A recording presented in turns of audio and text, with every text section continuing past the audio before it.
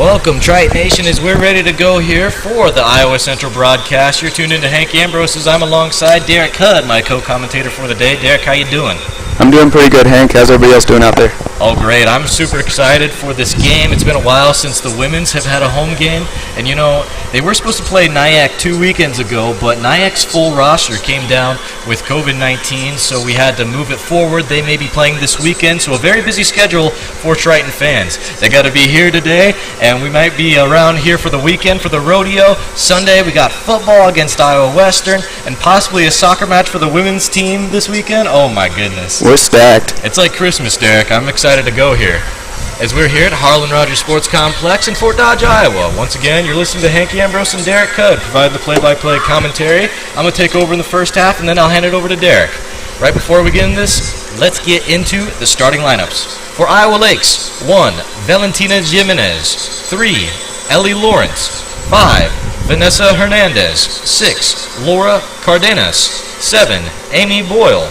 10, Helen Morales. 11, Alexis Vasquez. 13, Bruna Truszewski. 17, Valentina Valle Aguilar.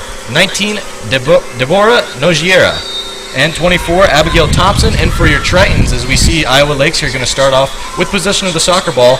Number 1 in goal, Monica Berkland. 3, Norma Hernandez. 4, Morgan Lawson. 6, Vanessa Elwanger. 7, Poppy Goffin. 8, Madison Rushton. 9, Iris Tanya. 11, Jeanette Scholes. 12, Nadia Jaffer.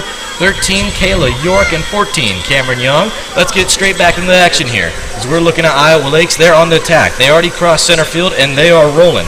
That is number 6 to lead off for Iowa Lakes, Laura Cardenas. She's going to the corner, and now she's striking towards goal, trying to set up teammate Vanessa Hernandez. Hernandez is going to lose it. That's going to be the first of many steals we'll see for this Triton defense. It's one of their specialties, being able to play zone, get around the defenders, but that one's going to get right under him. Here comes a shot for goal, and it's going to go just right. Shot not on target, but it was in the vicinity. It was close. So the first goal kick for the Tritons. We're looking at Monica Berkland, the freshman stud. She started in the very first home game for the Tritons this season under Riley Miller, and she had herself a day then, and she's looking to have herself a day right now. 10 saves for her, and her first start as a freshman. Got to sit down with her and have a little post-game interview, and I love what we got for our Triton future. Great steal that time, running the other way now. Vanessa Elwanger going to head it over to Jaffer. Jaffer trying to send it down, back to Elwanger, trying to set it up for the corner. As we're rolling, Iris Tanya going to get just past her. Who are you most looking for in this game, Hank? Well, Jeanette Scholes is one of our sophomore leaders that I'm excited to see finish her career here as a Triton.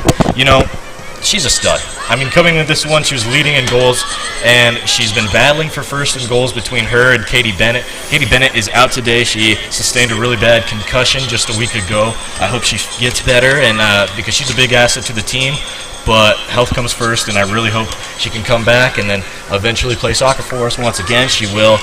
She'll take some time out knowing that she had her concussion. A few other players against the defensive line back there, Poppy Goffin, Madison Rushton, Iris Tanya going to be big players today, all playing that back line, the D-back position. Norma Hernandez, sophomore stud, she's coming back. She's going to get a lot of steals today, a lot of interceptions in football terms. Yeah. Here comes the first goal kick now for Iowa Lakes, the Lakers, sending it down. Here comes that bobblehead.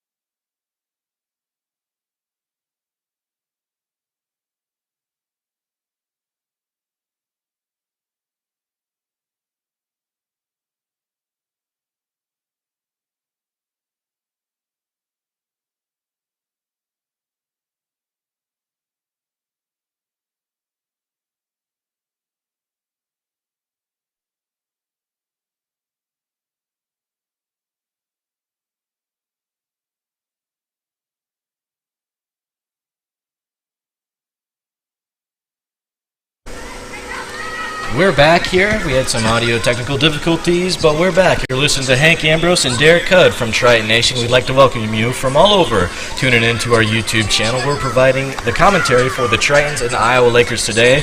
We are 5 minutes into the first half, and, you know, it's been a good battle so far, Derek. What has been on your mind so far as you watch these girls compete? I think this is going to be a really good game. So far, both teams are very communicating with each other very, very well. So I'm ready for this whole game. A lot of defense we've seen so far. Got 2 interceptions going the way for the Tritons from their back line. That almost went to another one. Poppy Goffin going to race back to the corner to snag it for the Tritons, and the ball's going to stop there in the corner. So she's going to take her time. Lucky number 7. Oh, no, missed her mark there. Aiming for Nadia Jaffer, but it's just going to roll out of play. Here we go now. Here comes the first throw-in for Iowa Lakes. Number 10, Helen Morales. Tell you what, that's Poppy Goffin Island over there. She's got to watch out. It's going to send the other way now. Working back to the middle. Jaffer, she's rolling with it. Gets away from one Iowa Lakesman, but she's going to be fouled down, so we will have a free kick for the Tritons. Vanessa Ellwanger now for the Tritons. She'll set it up. Tritons 3-3 on the season, as we're looking at Iowa Lakes 2-16. Tritons, they've been off to a better start than Iowa Lakes, but you know, we're getting to that point where it's halfway through the season. You got to start picking up if you want playoff hopes. This is a big game for the Tritons because never say never, but the Iowa Lakes are just barely hanging on for their playoff hopes. Norma Hernandez now getting a steal. She's going to keep going with it. After the double team, she's rolling out to the left. She will pass, and that will be picked off as well.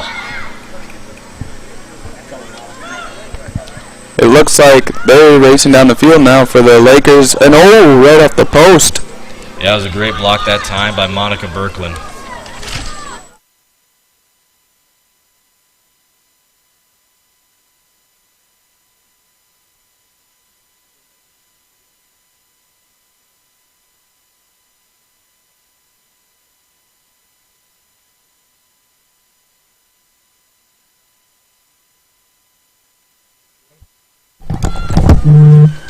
Here we go now, in transition for the Tritons. It's going to get just past Hoffer. She's going to come back. Madison Rushton trying to step in. She will miss. Team captain now for Iowa Lakes, Abigail Thompson, trying to find a player. It's going to get away from her. It's going to go the other way. Rushton trying to rush into things a little bit. Send it to star player Jeanette Scholl. She's got speed. Here she goes in transition. She's going to stop and play it back. It's going to get away from her.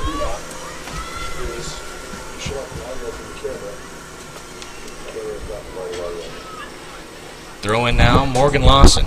It's coming down. Madison Rushton's going to get it back. Uh-oh, here comes a steal. Lakesman in transition. Going to work the other way. Number 13, is she lucky? Bruna Truszewski. It's going to have to play backwards. Sometimes you got to play backwards to go forward here. Stepping in, going to miss it. Triton's going to keep rolling with it. Going to get around a Triton forward. Still going here. Triton's still trying to figure it out here. Here we go now. We're looking at Madison Rushton. Rushton trying to play it to the corner. It's going to hit an Iowa Lakes defender first. But no, Jeanette Scholes almost stepped over the defender and kept with the ball, but it's just going to get away from her. That was a nice attempt there by Rushton, but she stabbed a little bit.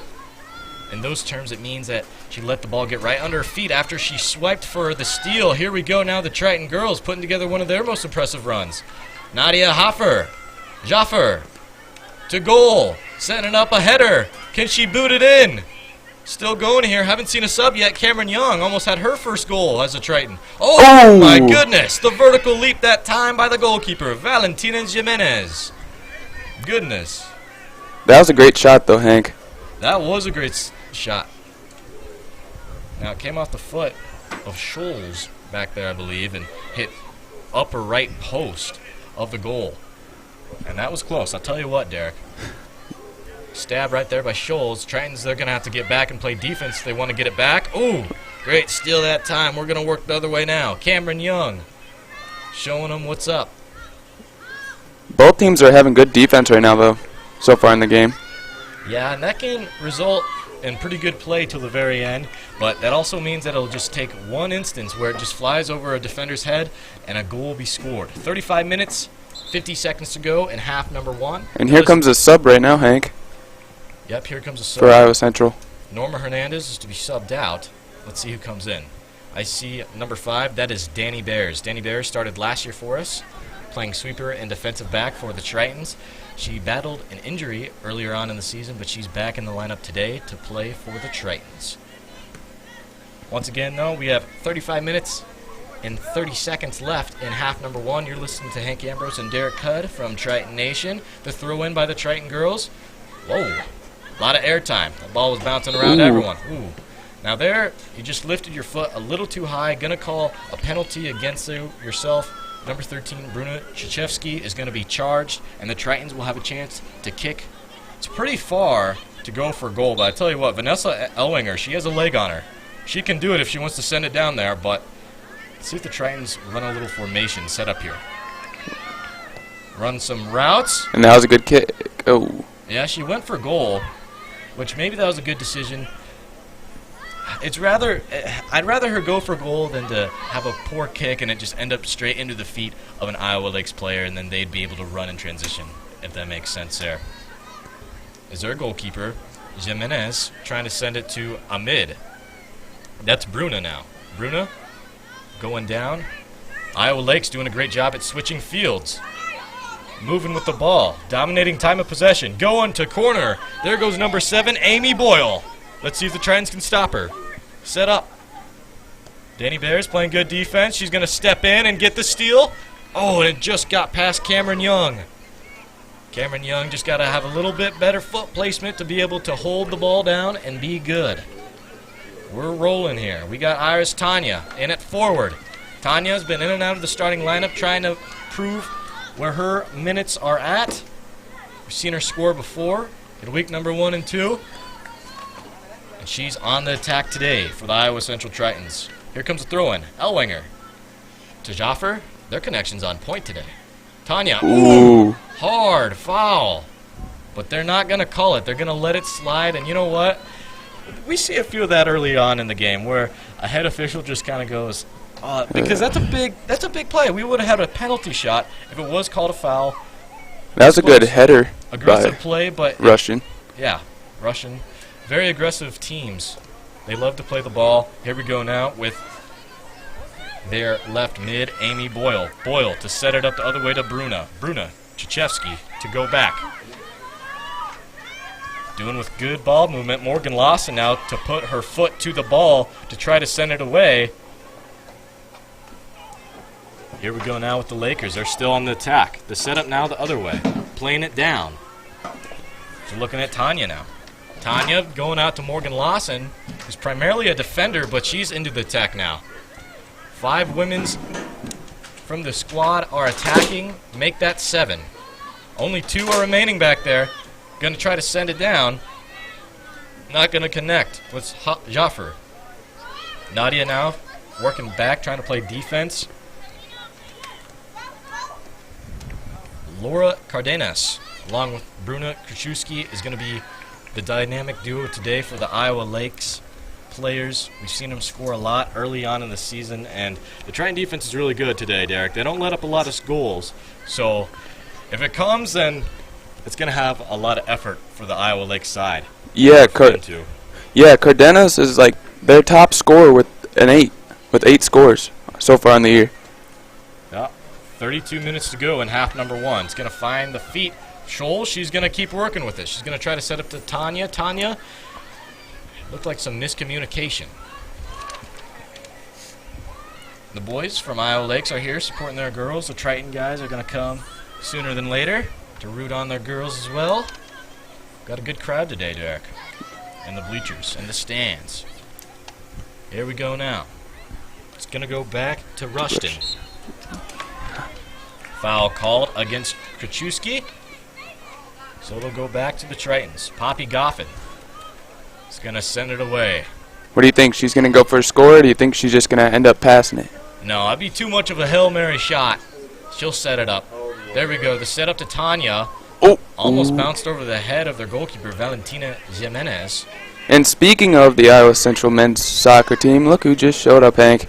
Yeah, they just showed up. They're ready to go. They're all dressed up, ready to play soccer today. It's a beautiful day to play soccer here in Fort Dodge, Iowa, Harlan Rogers Sports Complex. Blue, beautiful skies with a few clouds out today. A little bit of breeze, too, as we see that in the background with our trees. Going the other way now. In transition, Tanya to set up to Jaffer. She's open. Let's see if she can catch in transition. Here we go to goal. Jaffer to score. Oh, almost. To shoot for a score. It's going to get just under. Jimenez now. She's going to take her time. Has up to 8 seconds to kick it. Or to throw it in. Pass it away. The keeper going to hit a Triton foot. And it's going to keep going in play here.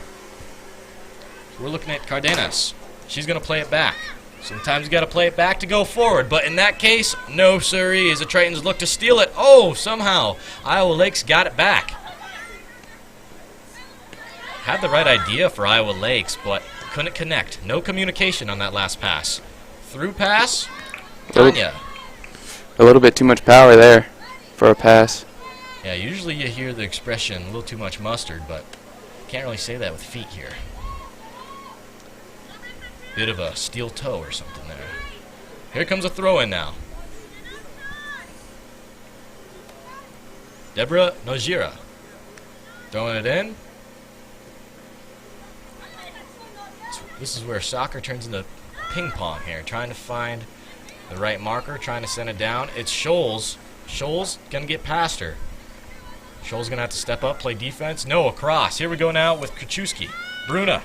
Kaczewski working outside. Danny Bears with the aggressive play, playing defense, getting it done for the Tritons for them to keep possession of the ball. It will be a throw-in and a substitution. Iris Tanya to come out. Let's see who comes in for the Tritons. It's going to be number 10, Lauren Shetty. So they're going to aim for her. Already getting involved just seconds into the soccer match. Speaking of seconds in the match, 28 minutes, 35 seconds to go here in half number 1. We're already cruising through this thing, Derek. 15 minutes underway here. Got half an hour left for the first half, and then we'll have a whole nother set of 45 minutes. Like you've already highlighted today, we've seen a lot of good defense from each affair, and it'll just come down to who will bend, who will break first. If you're just tuning in, you're listening to Hank Ambrose and Derek Cudd, their play-by-play commentary from Triton Nation. We're going to keep with you all throughout the day on the same stream for Iowa Central women's soccer along with Iowa Central men's soccer. Hard foul now against Rushton. So we will see a free kick for Iowa Lake girls. Just their first of 2 today.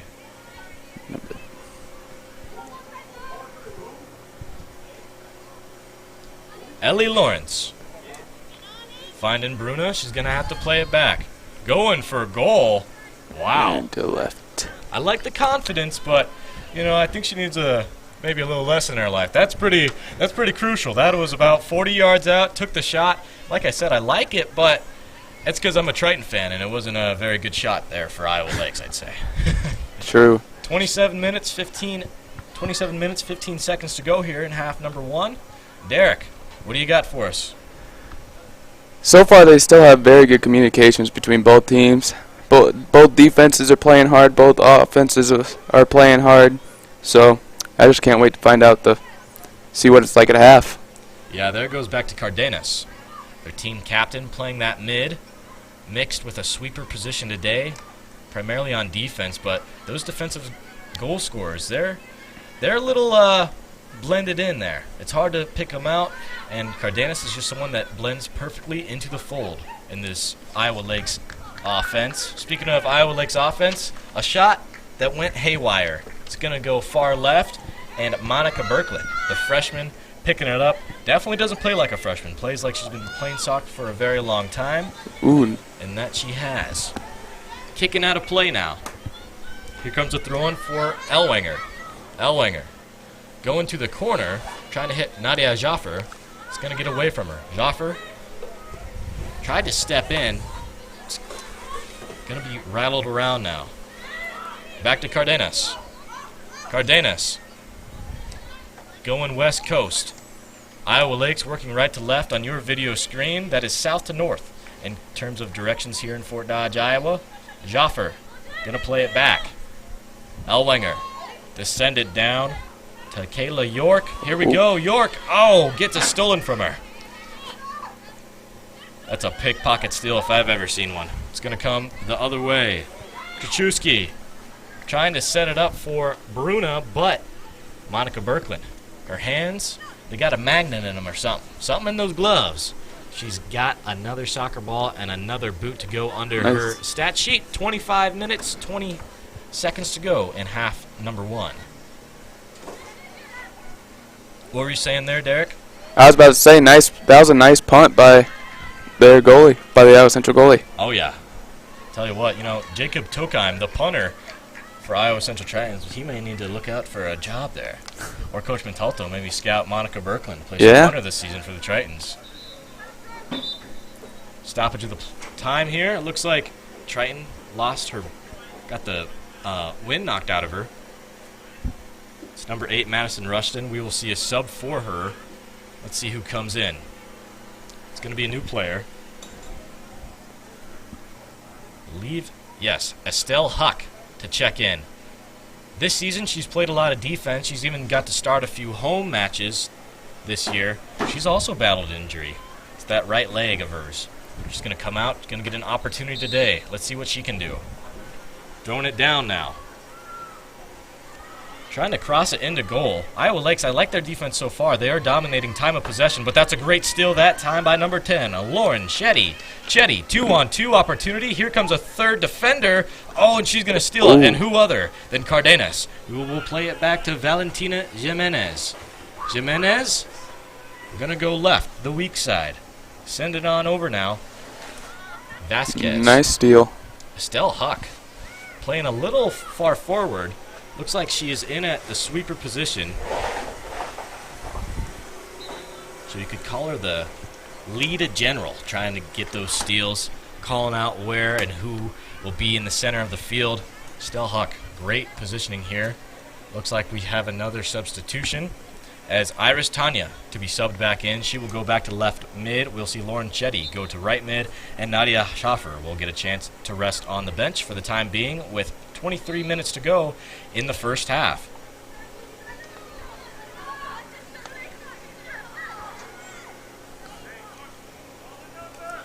Jeanette Scholes now in transition, going fast here. They want a little bit of that Triton fast break offense.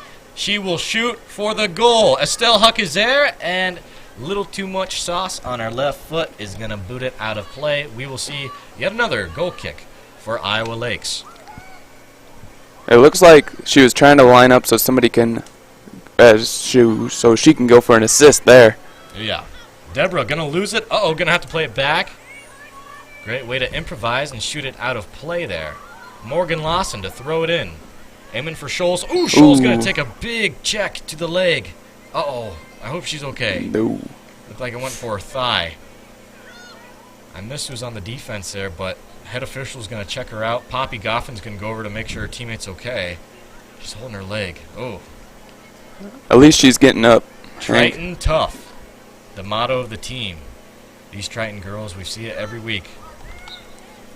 Taking shots hard to the grass here at Harlan Rogers, but always getting back up. Uh-oh, here we go for a goal. Ooh. Came off the back end foot of an Iowa Lakesman, and then Vanessa Elwanger almost put it into the back of the net. Whoa. That. She's probably looking. She's probably looking for something better there than that punt. Yeah. Here we go now. To 13, Bruna Kaczewski. She will sit on it. She will wait for it. Sending it out to the center. Playing back to a defender, Allie Lawrence. Allie Lawrence going to take her time. She doesn't need to pass it quick here. Abigail Thompson. One thing you'll notice in this soccer match today is Iowa Lakes, not a lot of depth to them. They only have 2 players that are active today that are on the bench available for subs. And here comes Lauren Chetty. who might make the first difference to the scoreboard. Going for goal. Oh, Back of the net. Shoot it. Oh. Off the foot of Iris Tanya. Use a little bit more power on that cleat and you would have put it in the back of the net, girl. Anyway, 21 and a half minutes to go in the first half. The Tritons are starting to heat up here. They were a little slow, I got to admit, to get going. Their defense has been on point all throughout today, but their offense is just starting to warm up. I'd like to see it come sooner than later, I guess, but here we go. Whoever scores first is going to be a big momentum shifter. Going to try to get to York. They'll leave her foot. Oh, almost got Jeanette Scholes on the pickpocket. Ooh. Great defense that time by number 6, Elwinger. Gonna send it down. Oh, gotta use speed just a little too fast for Lauren Chetty.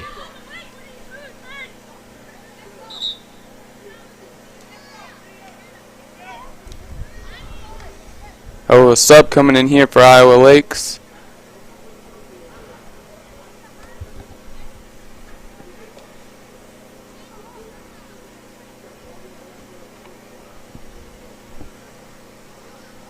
Out goes number 17 for Iowa Lakes. It's Valentina Valle Aguilar. And in is Abigail Thompson. No, Melissa Fajardo. Correction. Fajardo? Trying to play it down the line. Chetty is there. Oh, it was close. It did eventually hit a player out of play, but for a moment it was close. I think the call was a little too soon, but we're going to keep going here at Harlan Sports Complex. You're listening to Hank Ambrose and Derek Cudd for Triton Nation. We're just under 20 minutes to go here in the first half. Here comes a throw-in now. Yeah, and going back to like the last play, it looks like number 6 for Iowa Central, Elwinger, was looking for a call because it kind of looked like her arm got dragged her. Yeah. The step in now. Going to Cameron Young. Trying to step in front of the ball. It's going to lose track of her. Cameron Young now playing defense. Cardenas. Who's going to stop her? Who's stepping up? Young is there. Can't make a mark. Poppy Goffin can, and she can send it to the corner. Chetty, does she have the wheels? No. Ooh. But it will hit off The flag post and stay in play. Wow. You don't see that often. Wow. We'll keep it going here. I've actually never seen that happen. Once in a lifetime it happens, Derek. No. It happens every now and then. And that's a first I've seen it happen to the Tritons this season for the women's team. 19 minutes underway here. Here comes Jeanette. Jeanette Scholes, that's right. Scholes going for the goal. Gonna miss Iris Tanya trying to set up Kayla York, but the defense is there. The slide tackle from the goalkeeper, Valentina Jimenez. Jimenez with the boot. But Morgan Lawson is there. Scholes took a shot, a ricochet to the face, but it looks like she's okay. Looks like she was holding her mouth a little bit, though. Yeah, her mouth or her nose. Tell you what, nothing looks tougher than like a bloody broken nose or a black eye. Yeah. That'd be intimidating. It's intimidating enough to go on the soccer field and go up against Jeanette Scholes, the sophomore returner in goals. Speaking of Scholes, here she goes. Trying to get around a defender. She's going to keep with the ball. Scholes, with 18 minutes to go in the first half. Scholes going to have to play it back. Finds Danny Bears. Bears got a boot in her corral. Now we're going to play it back. And Schultz is tied for one of the highest scorers so far this season for Iowa Central, along with Bennett. Yep, Bennett's up there, and like we said earlier in the broadcast, she's out with injury today. She sustained a pretty tough concussion just a week ago. We hope for her health to recover soon. As a student and a player here at Iowa Central, we'd love to have her back, but health comes first here. Yeah, and here comes Madison Russian into the game. Yep, she's subbing Cameron Young out. She'll come back in. Here we go. Oh! Estelle Huck. Oh, took a shot. I wonder if that was intentional. Probably not, but I don't know. It took a big shot to Iowa Lakes. Alexis Vasquez. Looks like Madison Russian's coming in now. Right after that injury she had, she's like, oh, I got more power now. Yep, Russian to goal. She's going to try to set up for Chetty. Chetty, she's there to awareness. Ooh, a shove in the back. They're just going to give her a verbal warning. That was pretty strong. Jeez. Yeah. Shoulder checked her. Lauren Chetty. She wasn't having none of that. She got boxed out by Melissa Vajardo. And here comes a sub for Iowa Central. Yeah, let's see who subs out. It's Iris Tanya. Subbing in, Norma Hernandez, I believe. Wearing the number 3. Let's see. Number 2. That is actually Magli Oriana. Now, I have not seen her play yet this season. She was wearing a leg cast, so I wonder if part of it is also due to injury. Oriana stepping in. Back to Oriana. She's been a ball magnet so far, and she's going to be shoved in her back. Going to stop the play, and the Tritons will set up for a free kick. 16 minutes to go in the first half. Let's see who takes it. Oriana just checked into the soccer match, and she says, I want it. I want all the action I can get. I want all the time with the ball so far. I've been sitting on the bench so far to start today. Let me go for goal. Oh, and it's just going to slide just past. Right. Just to the strong side. Great ball vision by Valentina Jimenez. She's been really good today. She's not very tall for a goalkeeper, but we've seen her vertical leap ability, that's for sure. Stopped the first Triton score from happening. Rose over her head, but she had a long arm to get there in time to swat it away. Yeah, her leap ability surprised me. Oh, yeah. Abigail Thompson. Ooh, Goal nice header. kick. Nice aggressive play that time by Elwinger. Elwinger. Going for a goal. For goal. That was kind of like a street magic type of shot there. I wasn't expecting it. Caught me off guard. I think that was her intention, trying to Let's see. see if they can get the back line off guard, but it just got around from her. Morgan Lawson now is going to let it bounce out of play. And here comes a sub for Iowa Central. Or 2 subs for Iowa Central. Jeanette Scholes will go out. She'll get some time to rest. Nadia Jaffer is checked back into the soccer match. And so did number 23 for Iowa Central, went out. If you just joined us, we're Triton Nation. You're listening to Hank Ambrose and Derek Cudd. 14.5 minutes remain in half number 1. Score is 0-0. The Tritons are 3-3 on the season, along with Iowa Lakes being 2-6. Here comes an offensive attack. Iowa Lakes is going to want it, but the head official is not going to give it to her. They're saying that she was acting. They got an acting class over at Iowa Lakes. Get away from here. Here we go now. Lauren Chetty. Going to play it back to play it forward, but a steal. Cardenas. She's flustered, she's frustrated, and she wants the ball. On the attack for Iowa Lakes. Speaking of being on the attack, here they come. Danny Bears. Great defense going against Amy Boyle. Oh, it's going to hit off the foot of Amy Boyle. Oh, I thought it was going to roll out of play for a second, but we're going to keep it right here, folks. Well, correct myself. That just went out of bounds. Nadia Hoffer, as soon as I said that, absolutely projectile launched it over to the sideline. I thought that was in the line for a second. Trying to aim for a squirrel in the trees over there. 13.5 minutes to go in half number 1. Once again, Hank Ambrose, Derek Cudd on the call.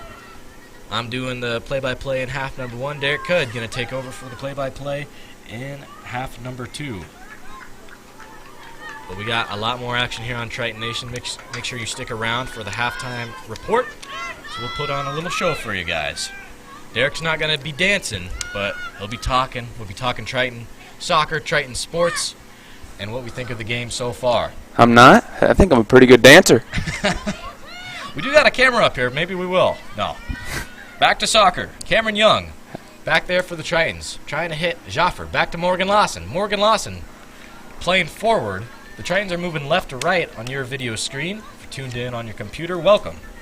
You're tuned in to Triton Nation YouTube channel, where we're live streaming the Iowa Central women's soccer team along with the Iowa Central men's soccer team. So we have 12.5 minutes remaining in half number 1.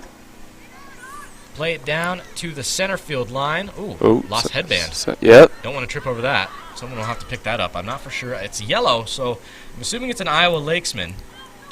A Laker. I personally thought it. Uh-oh, here she comes, setting it up for Vanessa Hernandez. Oh! Vanessa Hernandez for goal. She will score with 12 minutes and 1 second remaining in half number 1. And that bounced right off the goalpost, too. That is the exact definition, if you look it up in the dictionary, of perfect placement, perfect time. a picture of Vanessa Hernandez comes up in an Iowa Laker jersey, because that's exactly what she did right there. She was going to go on top early. 1-0. Iowa Lakes are on top.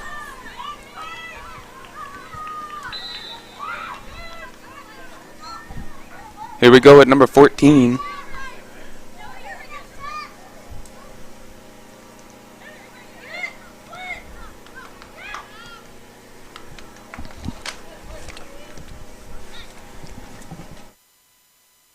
Okay, the paper.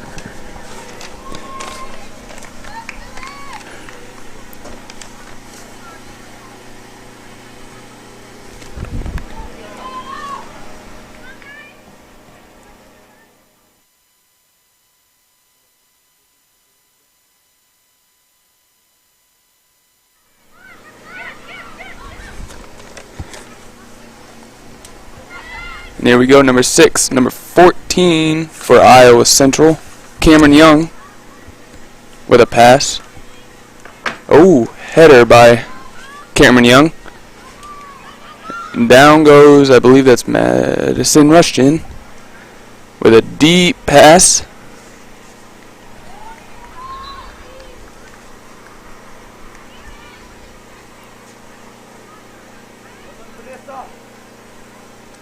And in comes a sub for Iowa Central. Or 3 subs for Iowa Central. One in being number 11, Jeanette Schultz.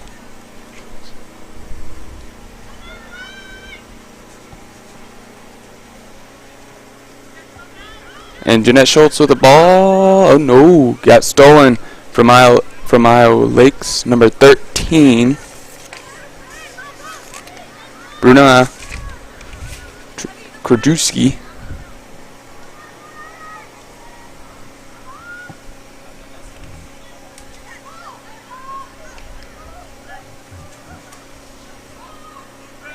And Iowa Lakes with the ball, taking it downfield, pass to number 8,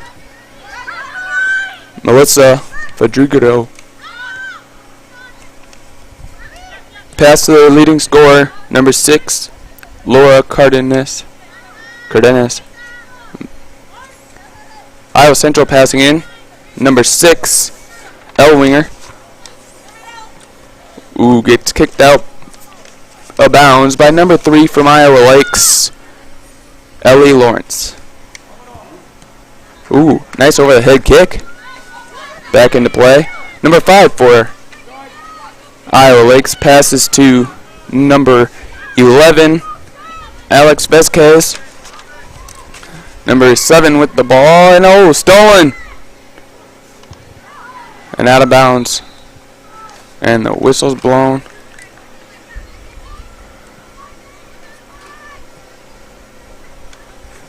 And Iowa Lakes in with the throw in.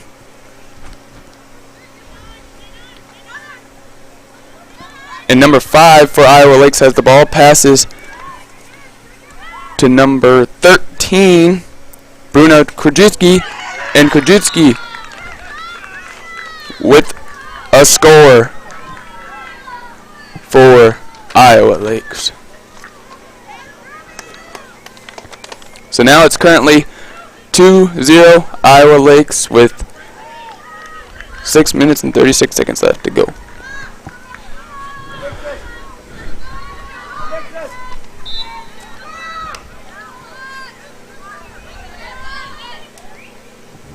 And number 6, L winger for Iowa Central has the ball, passes to Jeanette Schultz. Oh, she's moving her feet very good right now. Currently L winger with the ball again, and doing some trick move to get it past Iowa Lakes women. Number 19 steals the ball. Deborah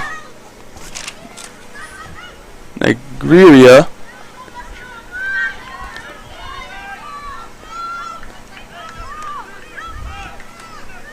My bad. 8 minutes left in the first half. Jeanette Schultz with the corner kick. Ooh. A little bit too far to the left with the curve on that ball. It was a great curve, though.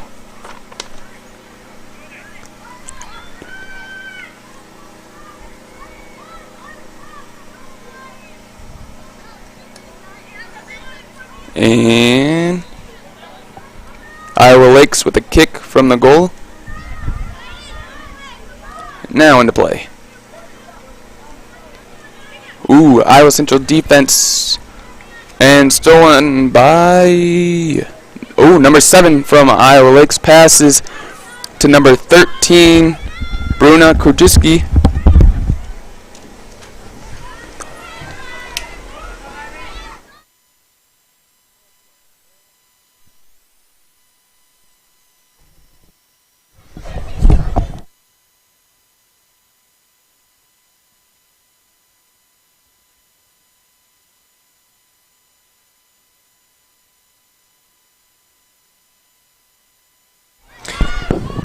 And we're back to the action here at Harlan Rogers Sports Complex. Back on play-by-play here, my name is Wright Hillpiper, having some technical difficulties up in the booth here as we get back to the action here. Iowa Lakes continues to move the ball down the field steadily as a kick out of bounds by number 11, Alexis Vasquez here by Iowa Lakes. As the ball will come back into play. Iowa Lakes continues to be in control of the ball. That's number 13, Bruna Krusheski, working the ball down the field. As it's intercepted by Iowa Central here, working all the way back down to the end of the field. Now number 8, Melissa Vaharjo for Iowa Lakes, kicking the ball over to her sideline mate there, number 7 for Iowa Lakes. Iowa Lakes has continued to be in control of the ball here as we have a stoppage here. And we've got an Iowa Central player down on the field.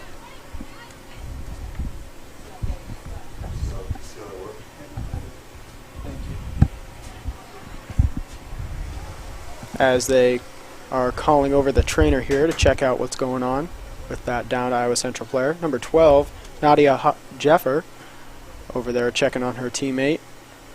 We'll see who's down over there. It looks like it could be either number 8 or number 6. That's either Madison Rushton or Vanessa Elwinger. And it is, will not be, it'll be number 9, Irez Tanya, who is down on the field. She's up now, sort of limping her way back over to the sideline there. Looks like Estelle Huck's going to come in. And that's going to be a little tough because Huck, she's a defender for the Tritons, and Tanya, she plays more mid and forward, primarily forward, so we're going to have a sub, someone stepping up to play forward today that has already been in the game. Looks like it's going to be Kayla York. If you're just getting tuned into us, Triton Nation YouTube, 5.5 minutes ago in the first half, you're listening to Hank and Wright as we take over the play-by-play duties for Triton Nation. Tritons, they got off to a slow start here, lit up 2 goals within the last 10 minutes. They got to come back. The first one kind of got around them, and then the second one, you know, it was tough. It was just a goal that was outplayed by Iowa Lakes, but here we go now with our girls in transition. Scholes to goal. It's going to set up the other way now. That was a wonderful save there by Iowa Lakes player. Yeah. Can't quite tell the numbers on their uniforms. Are kind of hard to tell there, Hank. Yeah, in the front it's tough. They're striped yellow and blue, almost like a different bumblebee. With the white numbers on there. I think so far in this first half here, I wouldn't put it all on the goalie for Iowa Central, but definitely that first goal, maybe she had some miscommunications with her teammates there. And you know what? She's just a freshman.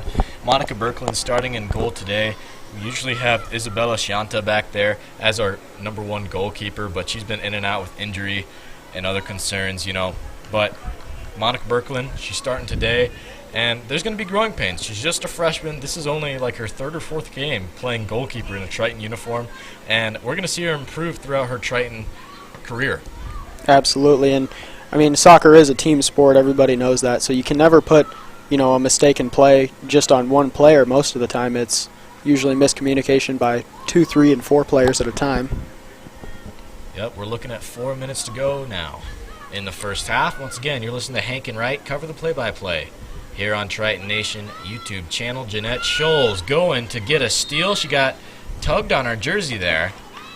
So it's going to be stoppage of the play, and the Tritons are going to get a free kick. They're trying to move quickly here.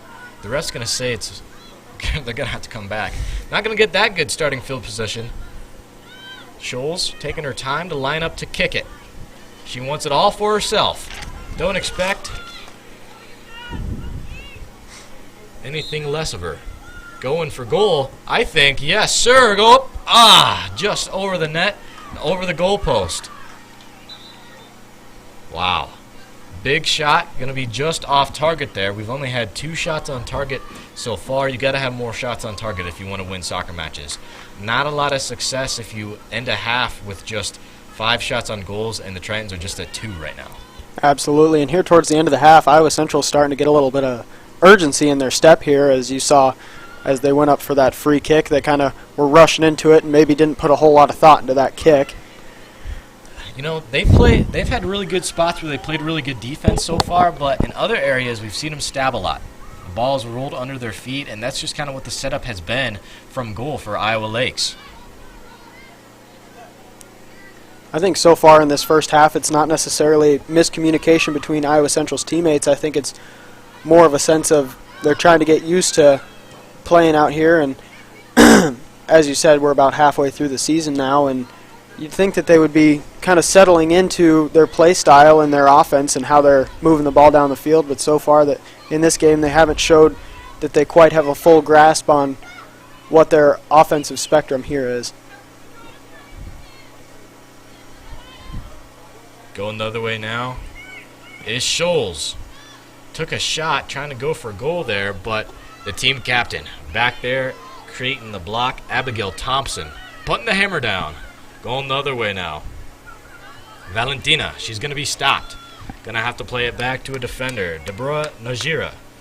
Uh-oh, here comes the Iowa Lakers. Going to set it up to number 7. Here we go for a goal, and the third score for the Iowa Lakers.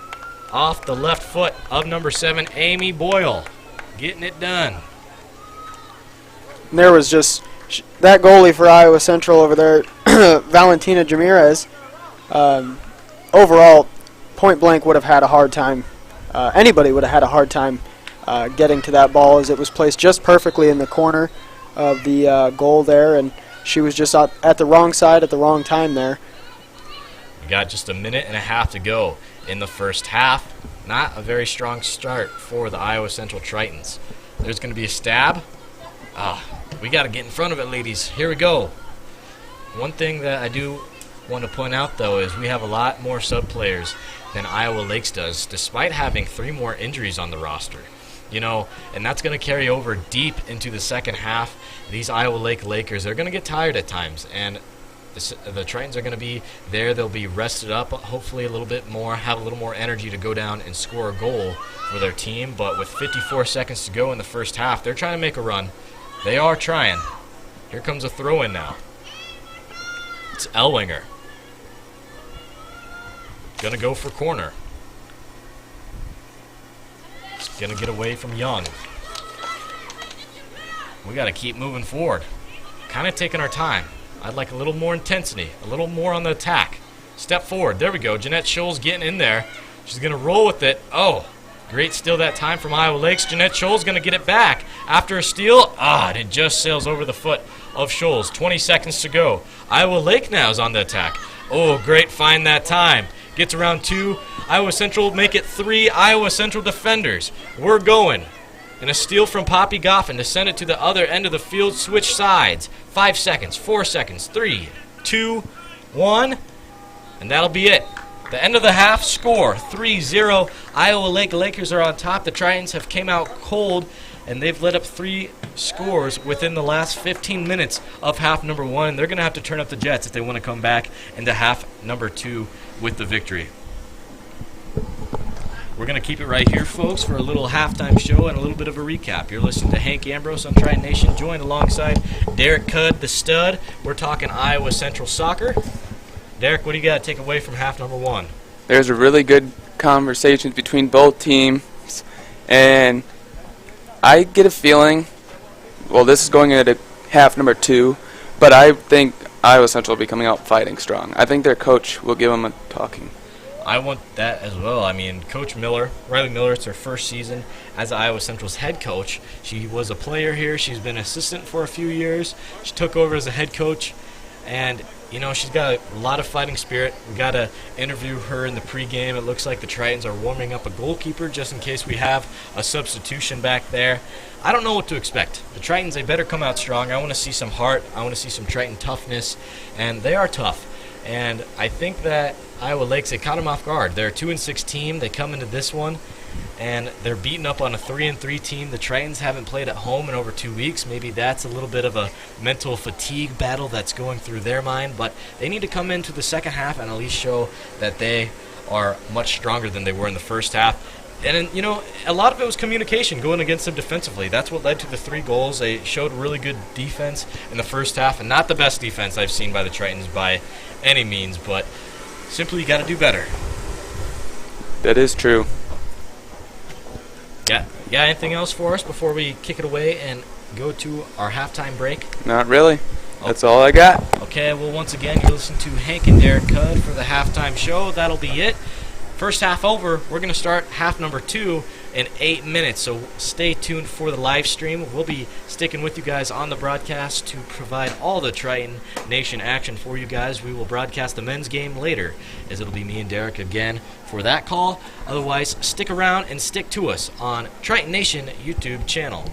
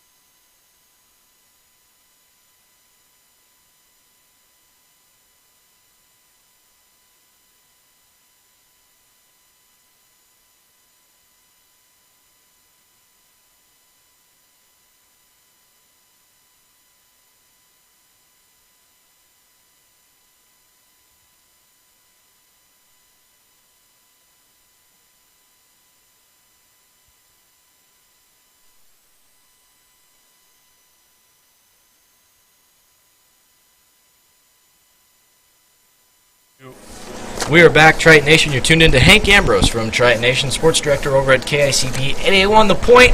And we got Derek Cudd, the stud, the first-year student, Big Diesel, in the booth with me. We're doing the play-by-play and color announcing for the women's soccer team. Later in the stream, we're going to be covering the Iowa Central men's soccer team as they look to go up against the same team, Iowa Lake Lakers. You got a little stuff for us, Derek?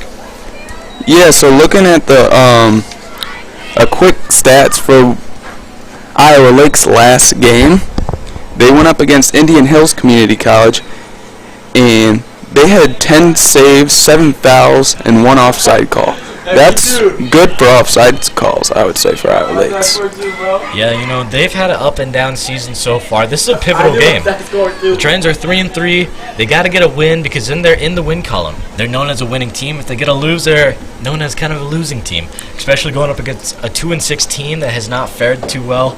It's a little concerning that Iowa Lakes is up 3-0 to start the second half, but I tell you what, like I promised, the first-year student, he's going to be taking over the play-by-play commentary. Ladies and gentlemen, here goes Derek Cudd. Here we go. Second half. Iowa Central starting off with the ball.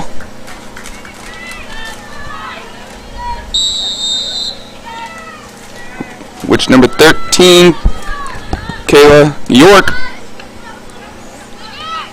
There goes Morgan Lawson. She'll find Jeanette Scholes. And York again trying to steal the ball. Ooh. Number Jeanette Schultz with the steal. Oh, trying to steal it again from Iowa Lakes. Number 10 for Iowa Lakes, Helen Morals with a bomber. Oh, a header by number 13 for Iowa Lakes, Bruna Kruczewski.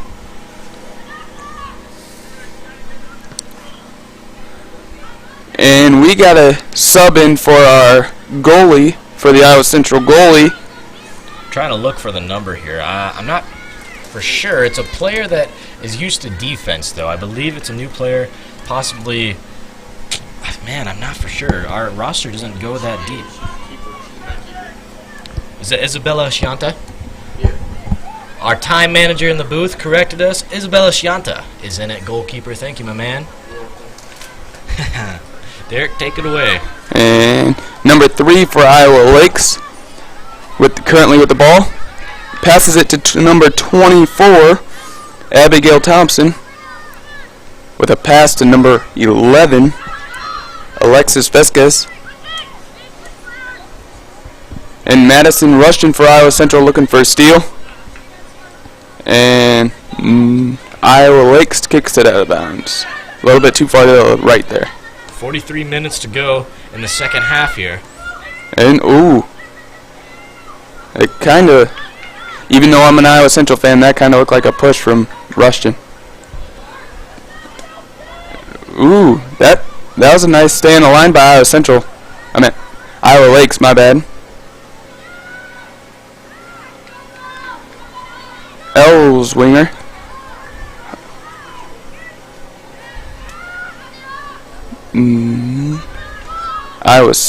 Iowa Lakes now currently with the ball. Passes it back. And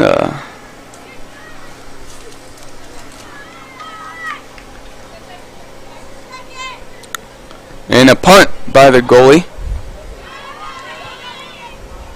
And number 6 for Iowa Lakes passes it to number 13, Bruna Kruczewski, who had a goal in the first half.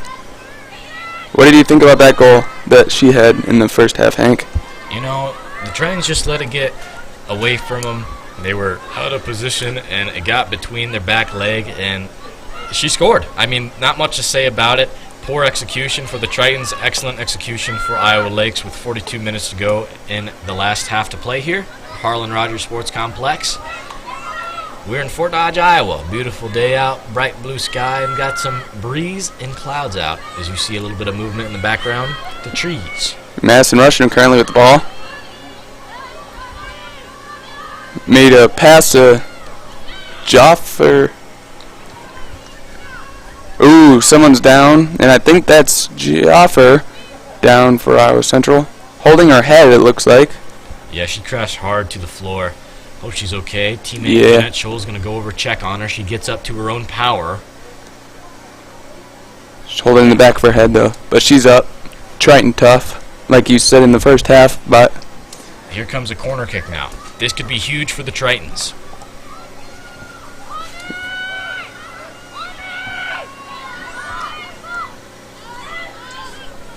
Number 4, Morgan Lawson. Oh.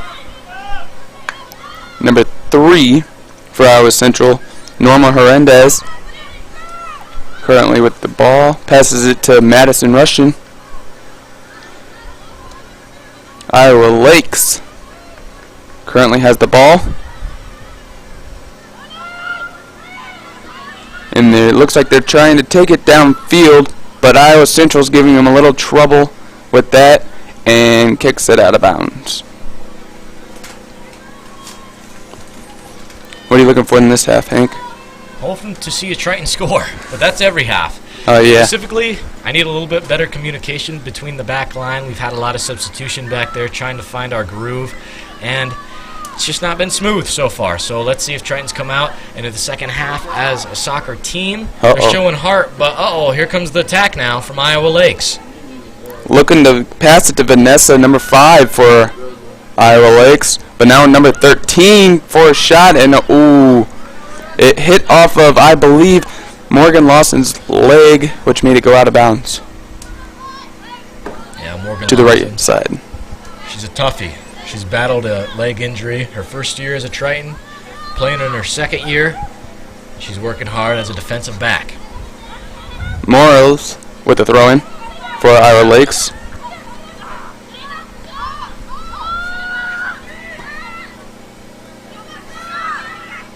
Jaffer with the ball, taking it right up the middle. Oh, stolen by Iowa Lakes, and it was hit out of bounds.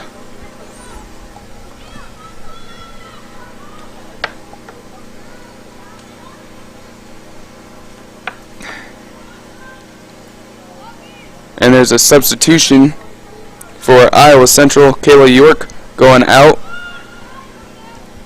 And I believe number 10 for Iowa Central came in. Lauren Chetty. Jeanette Schultz. Oh! I thought there was going to be a collision there, Hank. Yeah, and we got some play going on. Lauren Scholes going to the goal. Oh! Back to the end post. Jeanette Scholes. Oh, again! Are you kidding me? Jeanette I think that was Scholes 3 times. hit the right far end of the post and then the left. What are the odds of that? Jeanette Scholes not lucky today.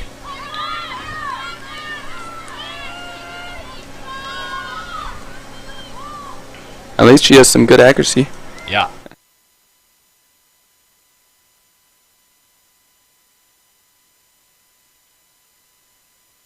Okay. So there's currently 38 minutes left here in the second half of the game. It's 3-0 Iowa Lakes. Ooh, took a shot to the head. It was a Triton forward. That was Norma Hernandez. We're going to keep the play alive, though. Lauren Chetty back in, but here it goes up in the air. And Iowa Lakes going to go get the ball, take it downfield.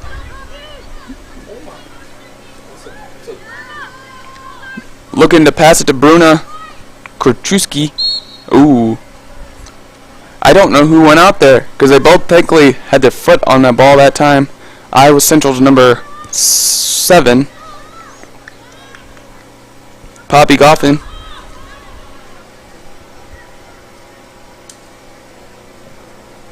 With a kick in.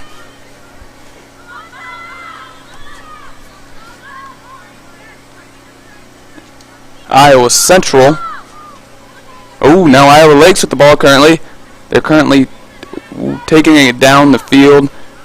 And now it's out of bounds. And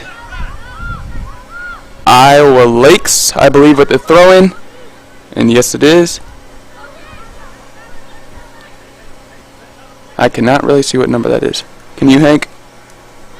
No, it's going to be a player coming in from the back end. I believe it's number 10 for them. Yeah, Helen Morales. See what Morales can do. Wants to play it forward.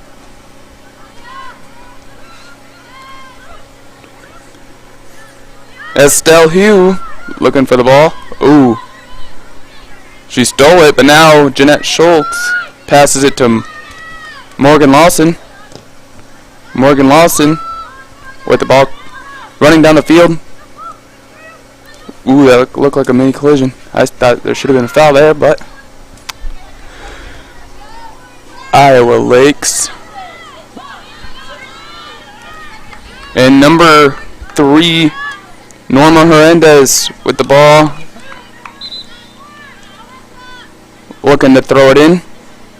Ooh, no, now they're switching it up, and Morgan Lawson throwing it in for Iowa Central Tritons.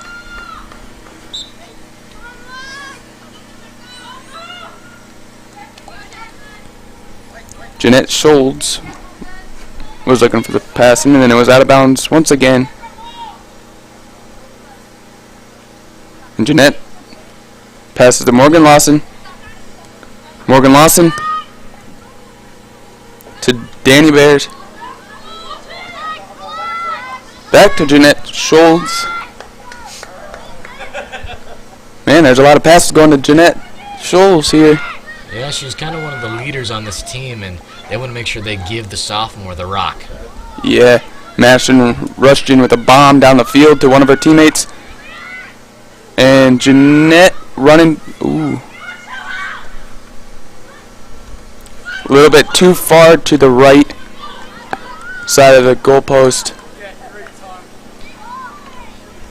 34 minutes to go here in the second half. So we're watching the Iowa Central women's soccer team take on Iowa Lake Lakers. Lakers on top 3-0. We're going to keep it right here. Commentary provided to you by Hank and Derek Cudd. Iowa Lake taking it down the field, but and Iowa Lake's goalkeeper with a punt. And Iowa Lake's Alexis Vesquez pass to one of her teammates. Number 13, Bruna Kurczewski. Ooh, Iowa Central. Ooh. Missed the pass attempt right there. Madison Rushton with a bomb to number 10, Lauren Chetty. Down the field, and oh, that looked like a face plant. Or a push to the back, and she's down. I hope she gets up. It's Lauren Chetty that's down for the Tritons. It looks like she's getting up though, so that's good. She's going to hobble off. Got up to her own power, holding her back. Ugh. Big shot to her back, but she's up. Triton tough. Wiping away the pain. Here we go. 33 minutes to go here in the second half. The Tritons down 3-0. And if you're just tuning in, this is Triton Nation. I'm Derek Cudd, along with Hank Ambrose, also known as the Hammer.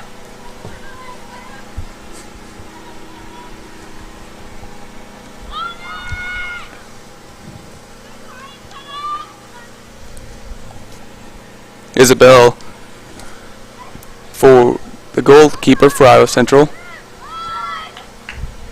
Gonna kick it. Oh no, Iowa Lakes in with the kick.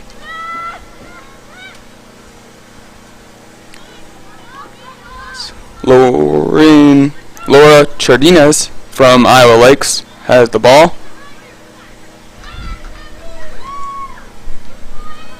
He's taking it down the field.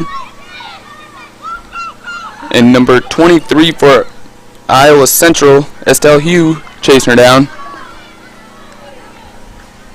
Goalkeeper looking for a punt opportunity.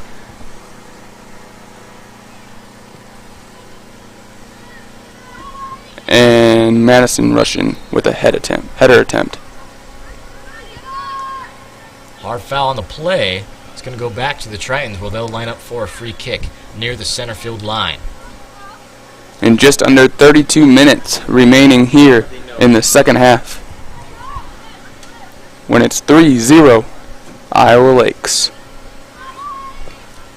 Poppy with a hit, with a kick.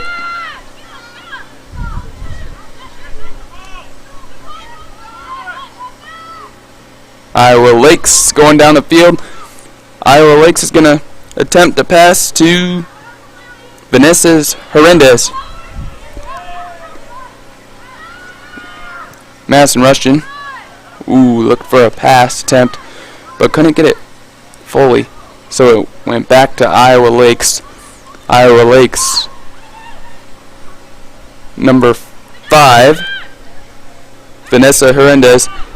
Ooh, with a shot attempt and close, but stopped by the goalie.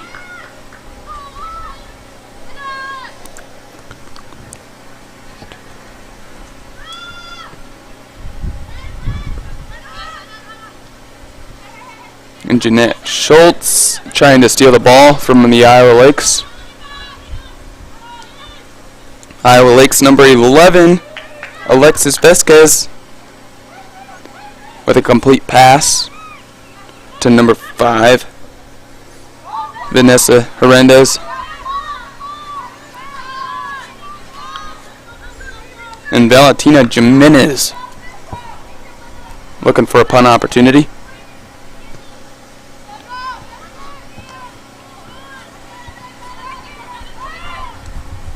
And Danny Bear's running after that ball along with Poppy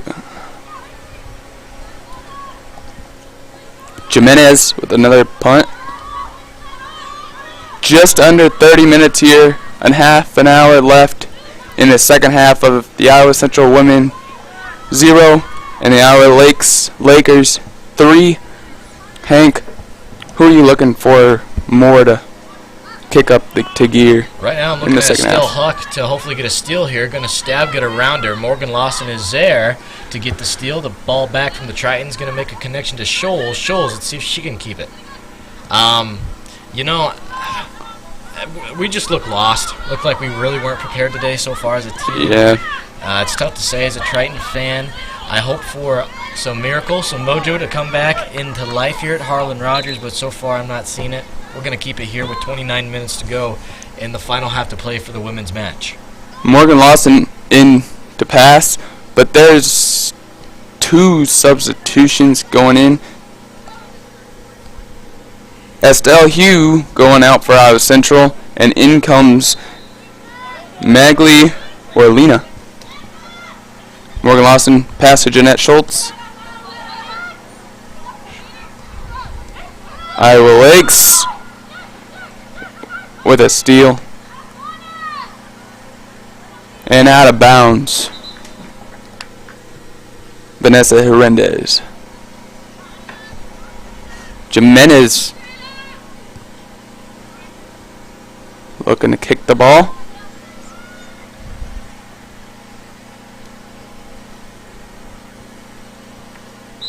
And here we go.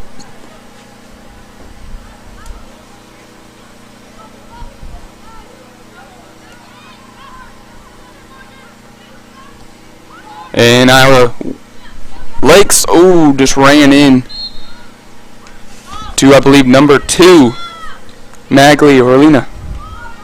So a free kick attempt. There's currently 27 minutes left and 38 seconds of this game. Iowa Lakes versus Iowa Central at Harlan Rogers.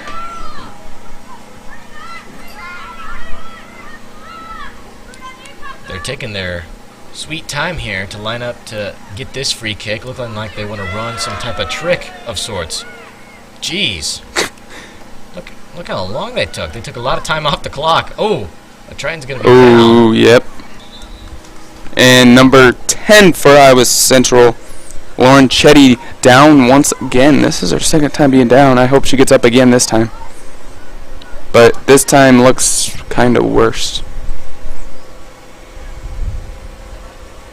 Yeah, the head official is going to go over to check her out. Trainer is on the field.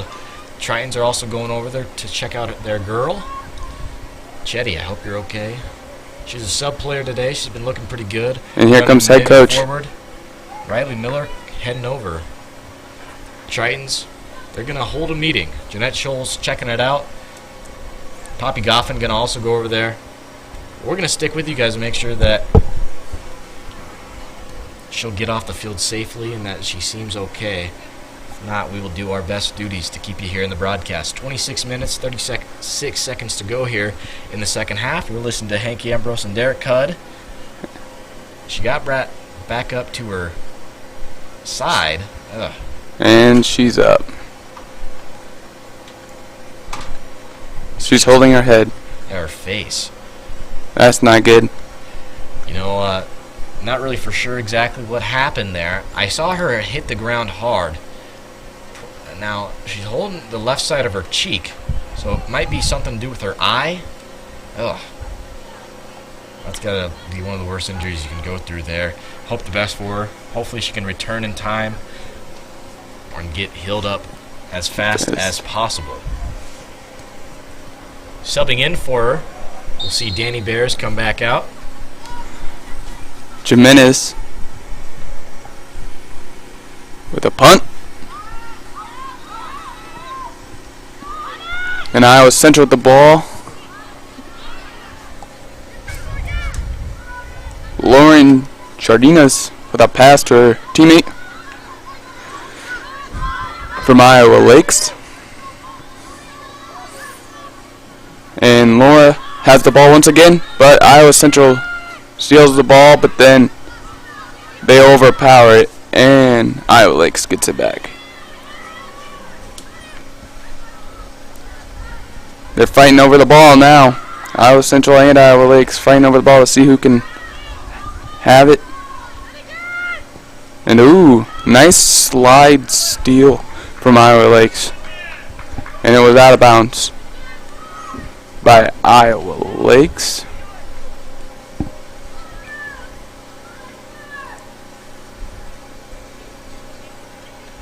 Iowa Central, my bad. Iowa Lakes with a pass in.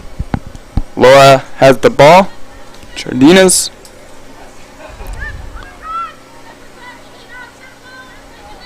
Madison Rushton from Iowa Central.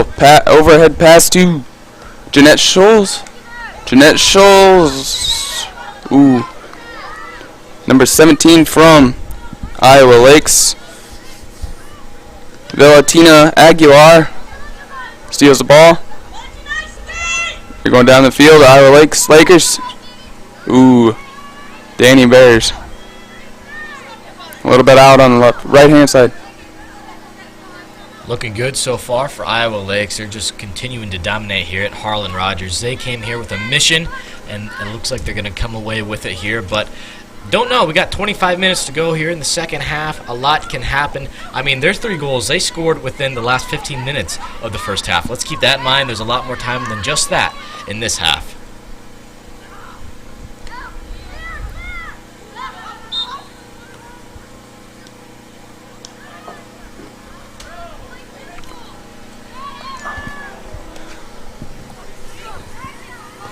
And there we go. Poppy with the ball. And Madison Rushton with a pass to Joffer. Joffer. Ooh. Stolen from by Iowa Lakes.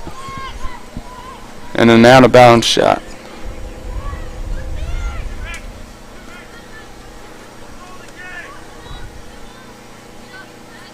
What do you think is going to happen by the end of this game, Hank? It's too early to tell. I can't really say that I'll know what will happen. I can tell you what I hope to happen. I hope the Tritons come back. Morgan Lawson going to get that one away from her. She's hitting herself up on there. I feel bad for her there. But anyway, we're still in play here.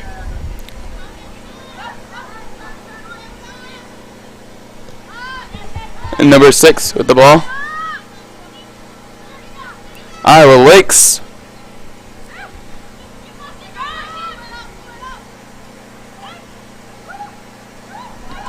And number 13. And up. Ooh. Oh, looked like she just closed it with her own teammate there. And looks like there's a lot of fighting going on out there, Hank. Like pushing and shoving and pushing and shoving. Yeah, it's getting a little scrappy out there. No punches thrown. Let's make that clear. That's good. Where are the calls though?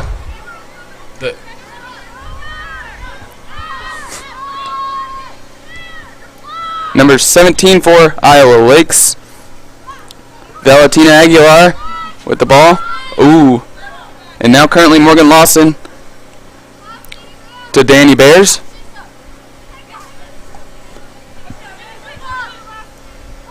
Morgan Lawson to Madison Rushton. And stolen by Cardenas. Joffer with the ball. Danny Bears sends it down the field.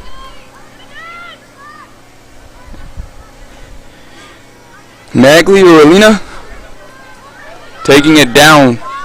Ooh, going for a shot attempt in a little right side of the goal post. Of the right side goal post. Here comes some substitutions here, Hank. Yeah, you know, Tritons, they're able to sub 2 more players in. Estelle Huck coming in. We also, looks like Chetty's coming back in, so it's good to see her return. Something to do just with her face. Landed a little hard. Luckily not a concussion. She might have bruised up or got a cut. I can't really see from up here in the crow's nest, but we'll see Jeanette Scholes and Magli Orellana come out. Yeah, like she's still holding her face, but she's out there. Triton tough. That's what we're talking about, Derek. Yes. Joffer with the...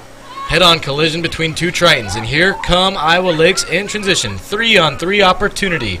Going down, Poppy Goffin. She's going to let it roll to the goalkeeper. Isabella Shanta is there to stop it from going any further than behind her. Shanta, she'll take her time to look. The boot. Down Triton Avenue. Hits Shetty.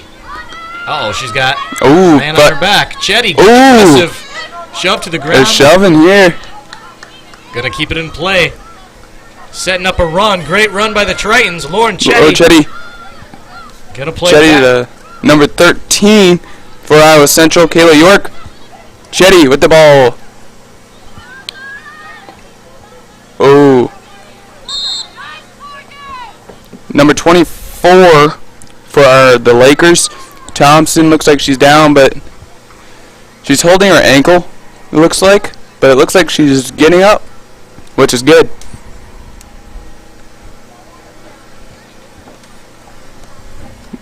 They're showing that they're pretty tough, too. Yeah, they're a tough team. Be able to go up 3-0 against the Tritons at half, that says a lot. Tritons, you know, they've been up and down this season, but at their best, they've been a really good soccer team. That's going to get away from the Tritons. She's not wanting that to go against her. It's Madison Rushton putting a little too much oomph into that last tackle. Yeah, there's currently just under 20 minutes here, 19 and 33 seconds to be exact, left to go. 3-0 Lakers still here in the second half. Nice header by Poppy Goffin.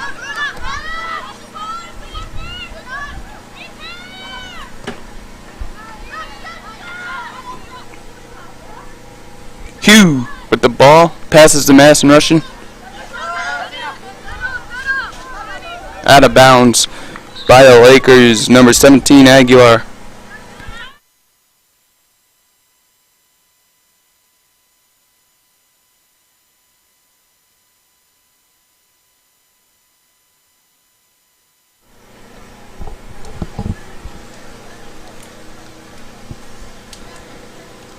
And here we go.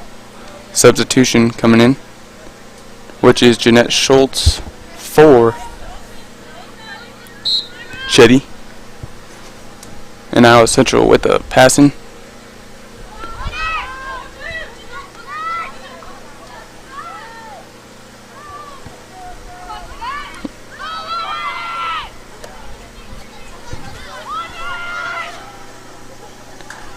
Ooh.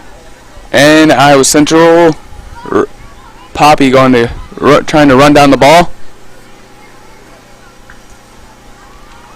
And now making our way down the field. Iowa Lakes with the steal, and they currently have the ball. That's a nice back kick. Yeah, made it look pretty, but all that matters is goals. Let's see if Iowa Lakes can capitalize. Ooh. Saved there by Shanita.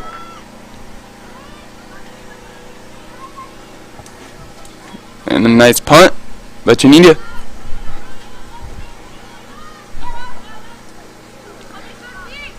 And Iowa Lakers taking it back. Number 23 of Iowa Central.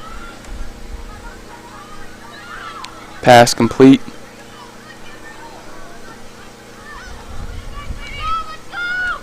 The backfield of the Lakers are doing good protecting their goalie and the goal also as well, which helps the goalie out tremendously. Oh yeah, they're moving forward not just when they have the ball, but they're stepping up exactly when they need to. Look at the line. 3 people in the back for Iowa Lakes, and they're doing a great job at being that wall, not letting the ball get past them. Lawson. Pass in. Danny Bears just saves it from going out of bounds.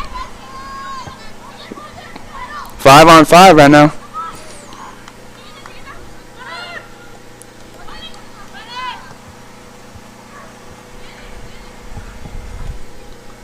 Lawson on Vesquez.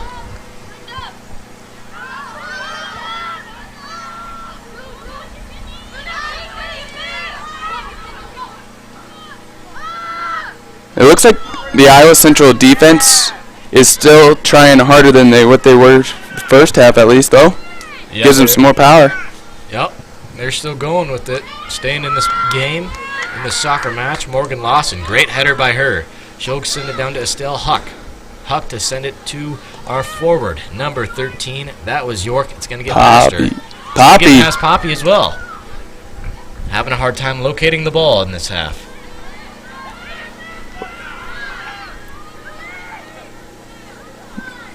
Boyle from the Lakers. Look like she's flash. She's fast back there.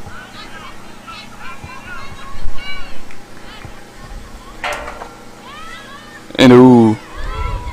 And number 24 from Iowa Lakes is down once again, but she's getting up already, which is good to see. Jeanette Schultz trying to steal the ball.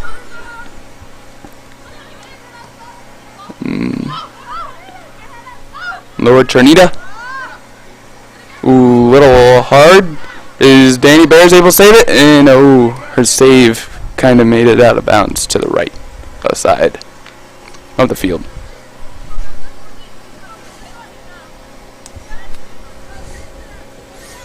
Magliolina looking to come in to the game next. Looking to sub in. Oh, I thought that was a goal for a second. Well, let's go back. What happened there, Derek?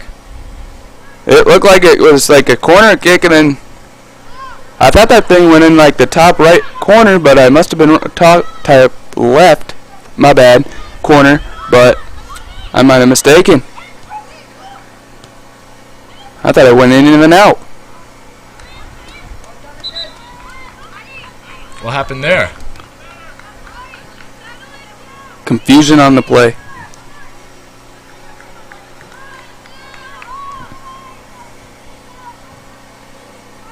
So it's going to be a goal kick for Iowa Lakes.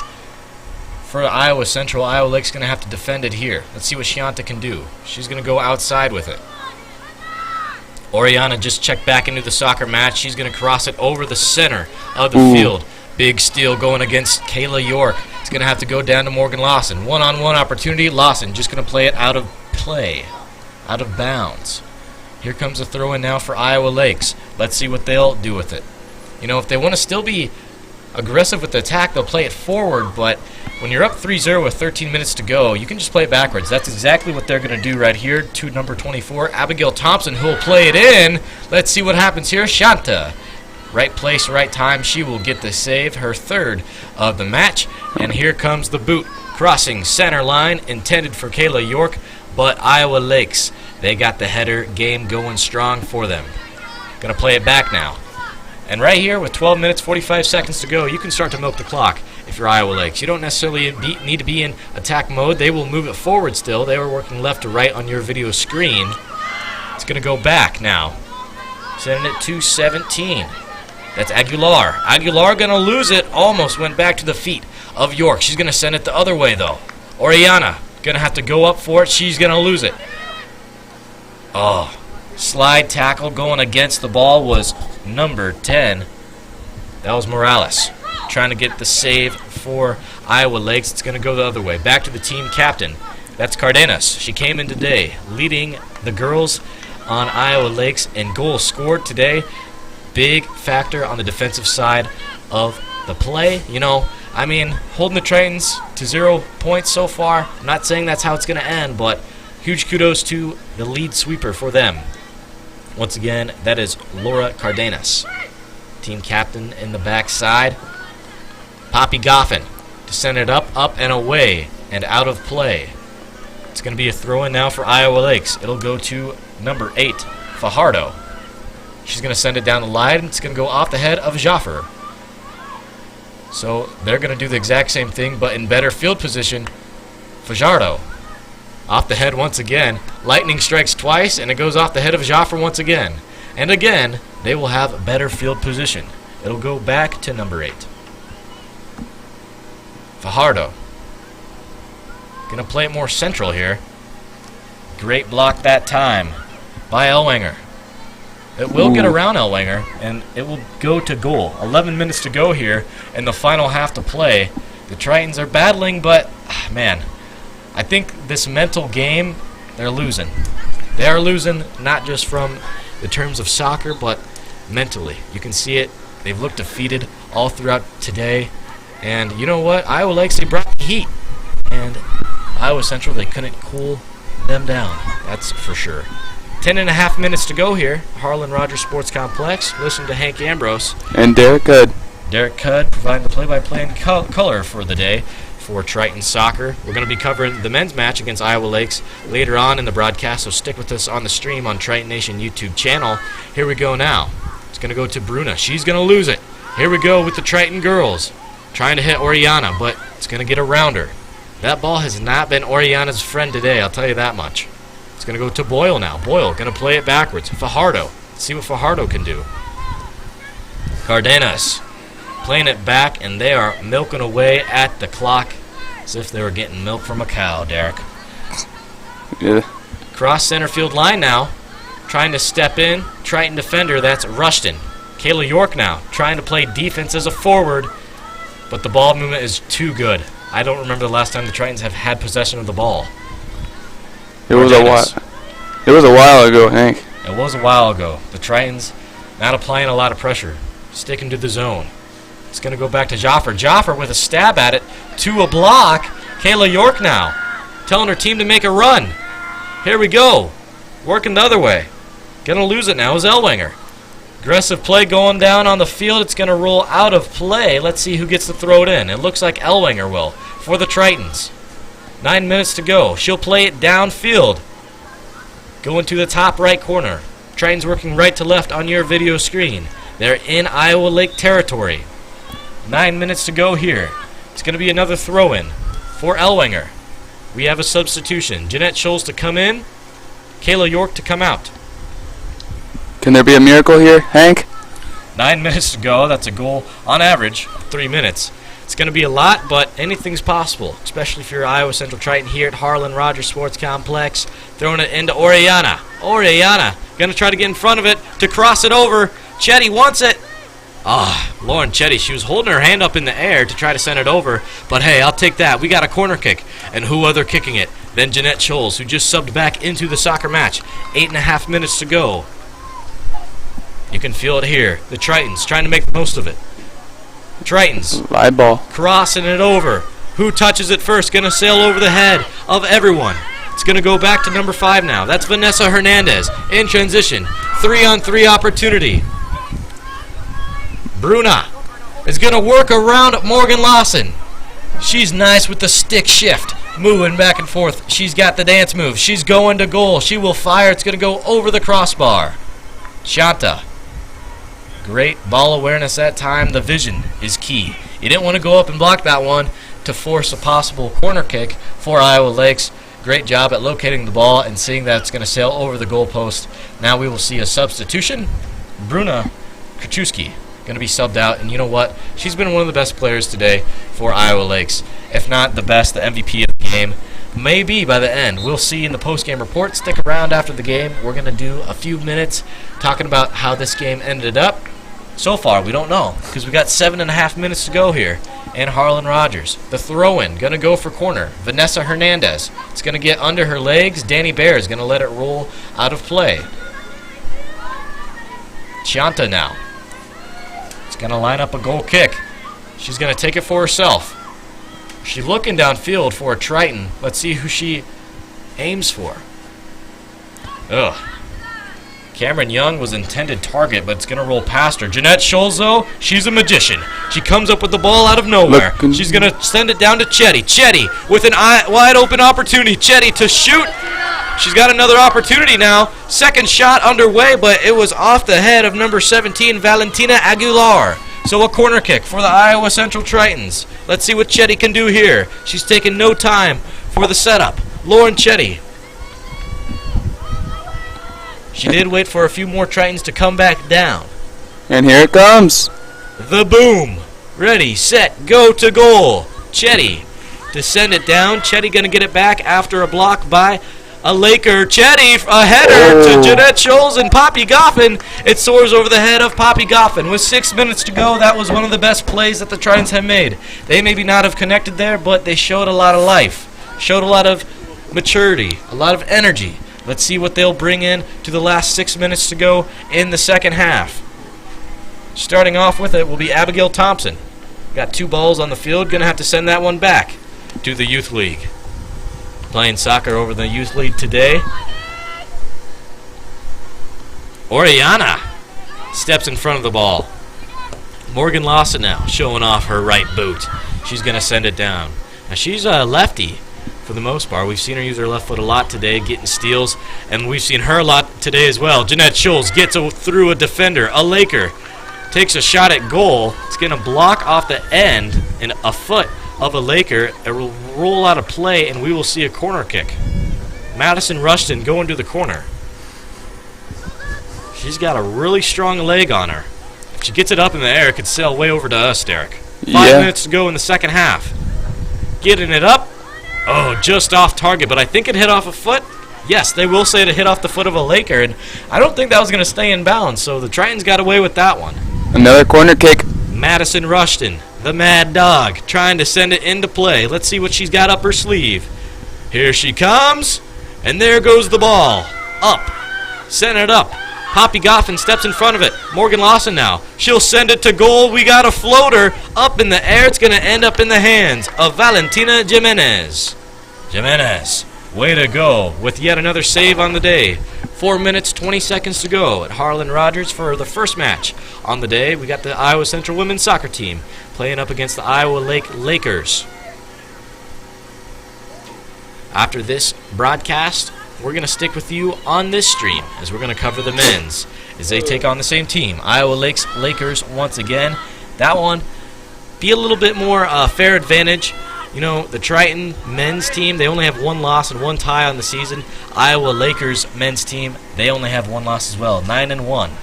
Yeah, and the thing about the Iowa Lakes men's team is they're on to a 9-game winning streak right now. And same with the Tritons. They have not lost a game since their season opener. But one will have to lose today.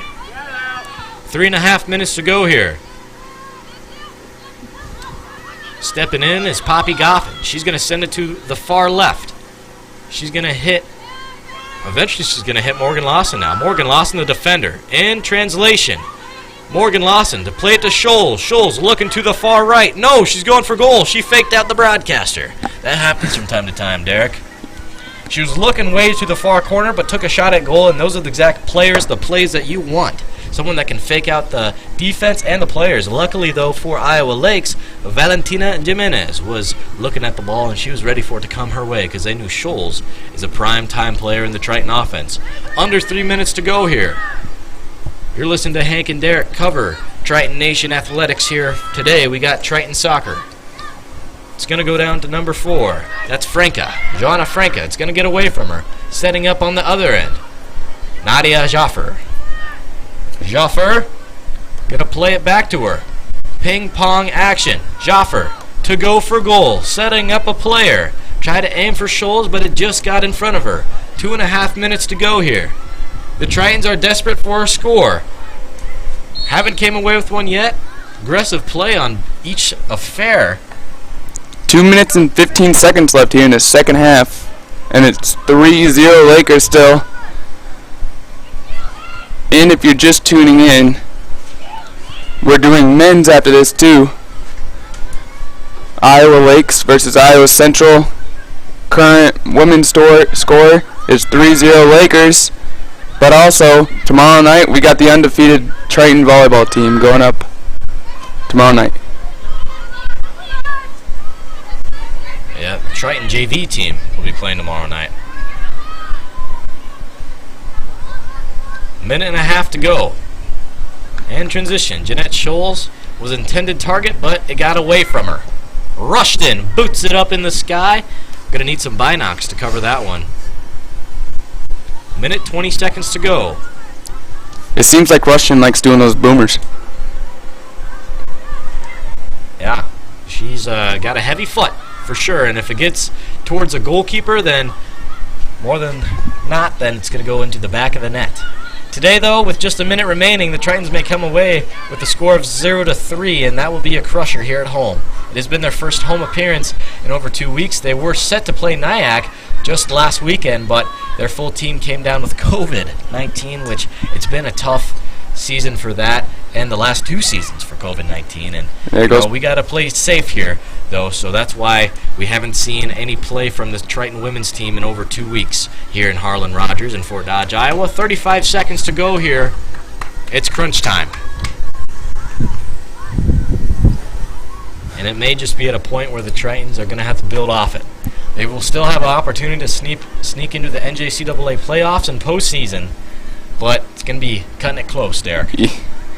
Yeah. It looks like Iowa Lakes with the throw-in. And out of bounds once again. 5 seconds to go here in the soccer match. Last throw-in, and that'll be it. The sirens horn off as the Iowa Lake Lakers women's soccer team come into Fort Dodge, Iowa, and they're going to come away with the victory against the women's soccer team on the Iowa Central soccer side. They are stunned. You know, coming up against a 2-6 team, they weren't prepared. Tritons are going to move to 3-4. Iowa Lake's going to be 3-6 now on the season, and you know what? I hope the best for Iowa Lakes. I'm happy they got to come and travel all the way down to be a part of Iowa Central hosting them. And the first broadcast, it just didn't go as planned. We want the Tritons to always win, of course, but today was just not the women's day. They battled through injuries, but at the same time, I don't want to be making the excuses because Iowa Lakes, they only had 2 substitutions compared to Iowa Central's 5, which in retrospect is a lot. Yeah. Derek, what do you have for us? I'm just ready for the men's game now because I think the men's game would be pretty good. I think it's going to be very, very close. How about the women's game?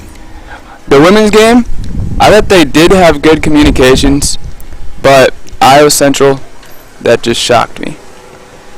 Yeah, it was a tough one here. For more Triton action, stick with us on this live stream as we're going to be broadcasting from Triton Nation where we cover all the Triton home sports. You're listening to Hank Ambrose and Derek Cudd, and in a half an hour, we'll be covering the men's Iowa Central soccer team as they take on the Iowa Lakes Lakers.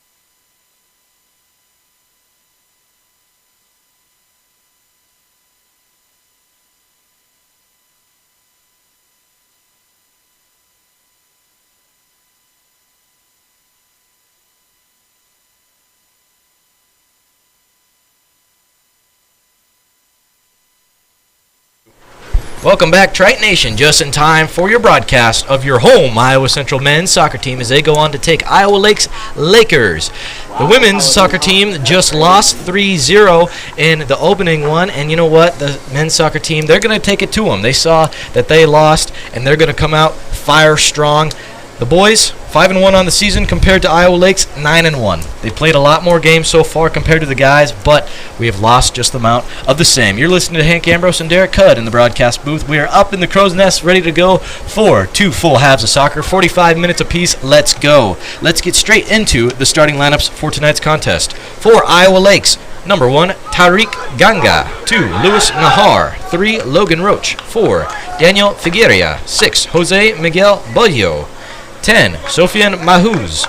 11, Leonardo Zacius. 17, Torre Taguete.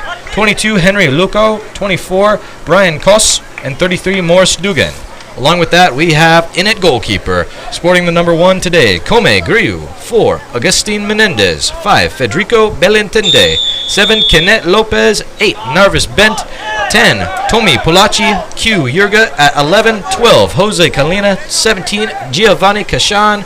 18, Ben Richardson. And number 19, we got Colby Godbolt. Let's go Tritons as they started off with possession of the soccer ball. Here goes Kalina to throw in.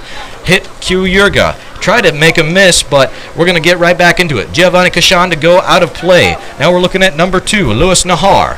He's going to work with the soccer ball. He's going to play it backwards to play it forward. Figueria. Now he's going to hit over to Dugan. Dugan, put on man, miss. Let's see what the Tritons can do. Step in front of him. That's Menendez. Kenneth Lopez is also there. Lopez getting played.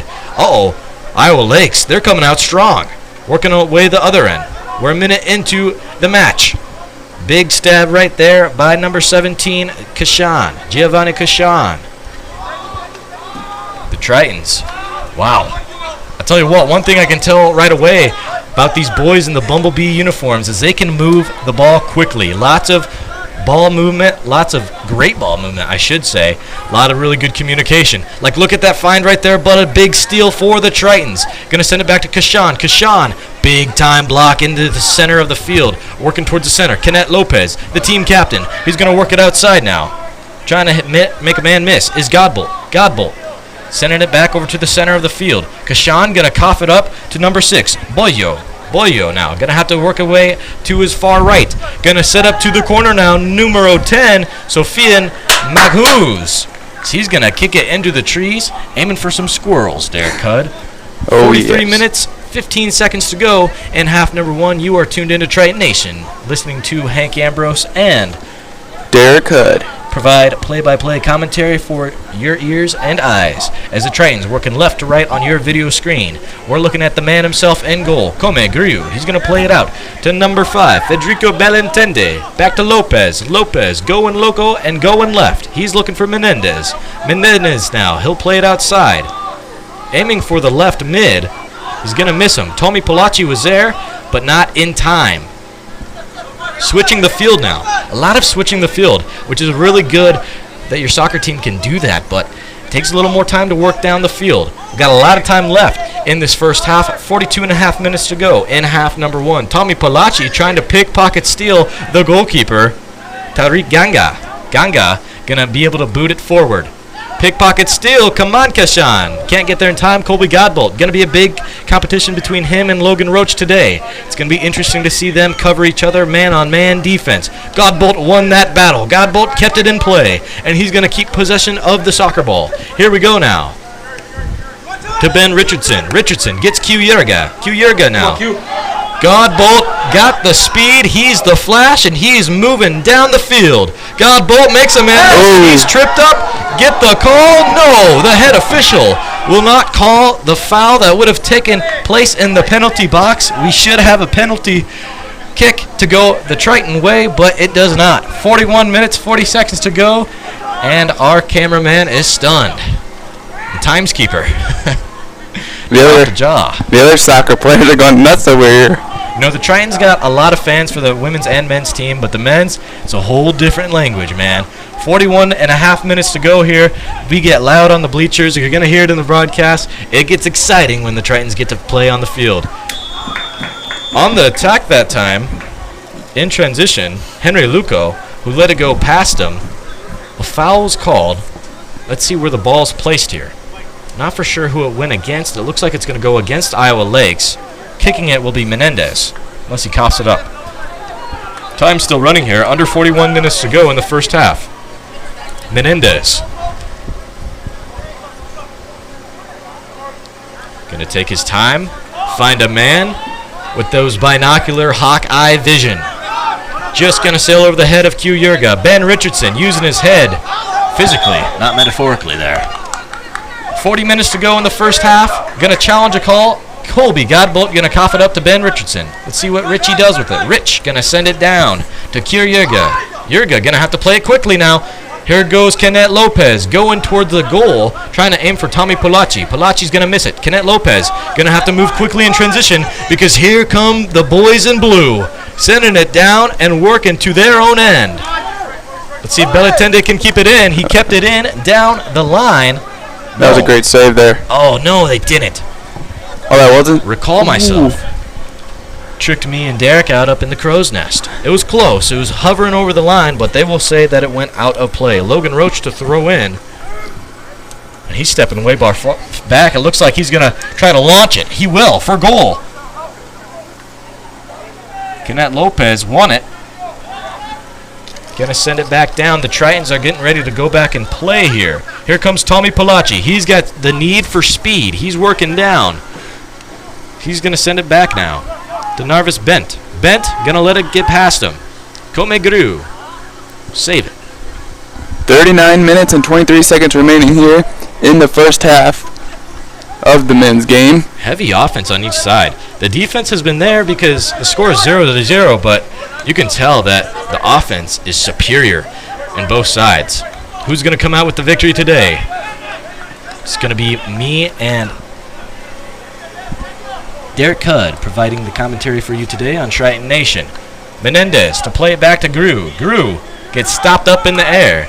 Not a lot of breeze there, so I don't think that was effect to the wind. Just a little too much backspin on that last kick.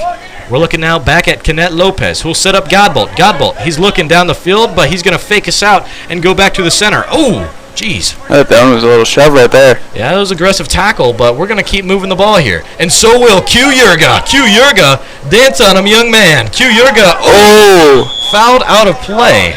The Tritons score leader right now. Yurga. Yeah, it took a Gets shot. shoved down. Took a shot, but he will take a free kick. He's showing the example of Triton tough.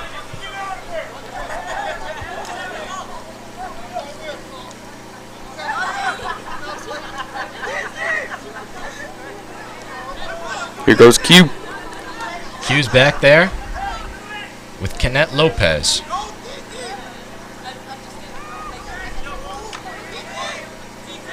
Having some words with one of the Iowa Lakes players, number 17, Torre Taguete. Discussion is stopped. Didn't like the call there. Q Yurga gonna cross it over, sails over the head. That was fast. Polacci. And it's gonna go out of play, so we will see the first goal kick. Here we go now with Dugan. Dugan. A lot of pressure by Q Yurga. Look at him go all over the field. Wherever that ball goes, he goes. Yeah. He's on it like a fish to a fishing pole. Whoa. 37 minutes to go here. The first half. Here we go. If you're just tuning into it, it's been a heavy offensive affair for each side. So we got a foul on the field, so we will see what the boys in yellow and blue will do with it. Working with it is Morris Dugan. Dugan to cross it over. Big header by Menendez. Ooh, up to the back is Q Yurga. They're going to keep it in play? No, they will stop it. I was going to say, that was a little too much muscle into the back of Q Yurga, the leading scorer of the Iowa Central Tritons. Giovanni Cashan now. He'll actually cough it up to Menendez. We'll only have Belintende behind him. And he'll even move forward. Menendez with the boot as it'll dribble down the field and into the goalie's possession. The goalie today for Iowa Lakes, Tariq Ganga. Many wins under his belt, 9 so far. And a lot of them came because of the saves that he's been able to do for Iowa Lakes. He's a leader back there. I can hear him up in the crow's nest shouting at his defenders, so move up, mark up. And we're going to probably be hearing that a lot. I don't know if you can hear it all the way from the broadcast, but I can. Morris now. Trying to make a man miss. He's working around Canet Lopez, going against him. Throwing it down the line. Ooh! Big tackle. Scrum for the ball. It looked like a little bit of a rugby play. Iowa Central rugby team, they played this last weekend in New York, and that's kind of what it reminded me of. Exactly. Colby Godbolt now. Great touch on the ball. Gets it to Q Yurga. Wow, you can tell he's determined today, as ever. Q Yurga going down to the goalie's box. He's jammed up. He'll have to cross it. Oh, it just sails over the goalpost. Our timekeeper's getting a little hype up here. Oh, yeah.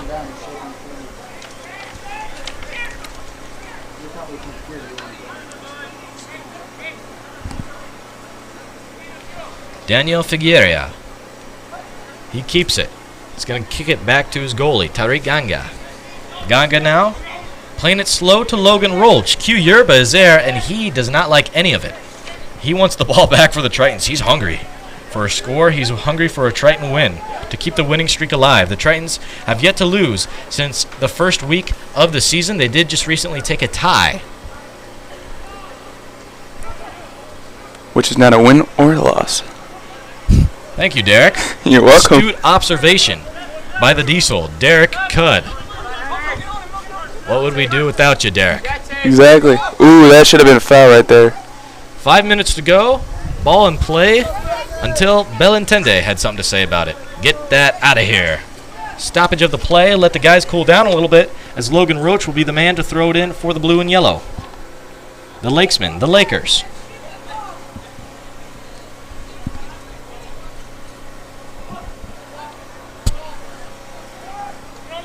Center it over. Goes over the head of Canet Lopez. The setup now. Uh-oh. The guys are attacking very strong. We have 2 forwards working towards the middle of the field. Tritons kind of trying to move their men up. Colby Godbolt, they're going to say it's for the Tritons. Let's go. Ben Richardson now to throw it in. The right back. Goes right back to Tommy Palaci. The defender's going to kick it out of play. And a Triton player, I believe that was Madison Russian, about got hit by the soccer ball as the ladies are watching the men play their game here. We're back to the action here at Harlan Rogers for men's soccer. Wow, look at the leap ability that time by Canet Lopez. He's a little bit of a shorter guy, but don't let him fool you. He can jump up way high up into the air. Setting it up to Q Yurga. Q working it down. Ooh, getting kicked out of play. Let's see where it goes. They're going to say it's going to be a goal kick. Tommy Palaci wants a corner, and I do too, being a Triton fan, Derek. Same. Here we go. 33 minutes to go in half number 1. The Tritons are looking like they're on fire. They're hungry and they're feasting. What I found out so far about the Lakers goalie is he's not bombing them down the field. He's playing it more short. Is that what you're trying to say here? Yes. Yeah, you know, playing a little more conservative. Wow. Narvis Bent took a shot to the back as well. These guys are getting a little scrappy. I mean, I know it was a long bus ride, but goodness. Louis Nahar. Shoulder to the back of Narvis Bent. He put him down, put him in a WWE type of move. 32 minutes to go here.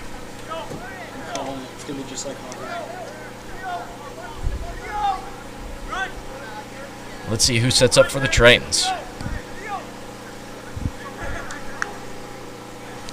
Jose Kalina. The left boot to goal. Oh! Sails over the head. Play and a ringer. Wow. Grabbed Canet Lopez by the neck. You can't be doing that. I thought that was the arm. And now words are being said between a head official and an Iowa Lakes player. Goodness. Let's get back to soccer, boys. Let's stop with the scrappiness. Let's stop with the back talk. We don't need to be doing that. Come here to play and enjoy soccer on this beautiful Tuesday.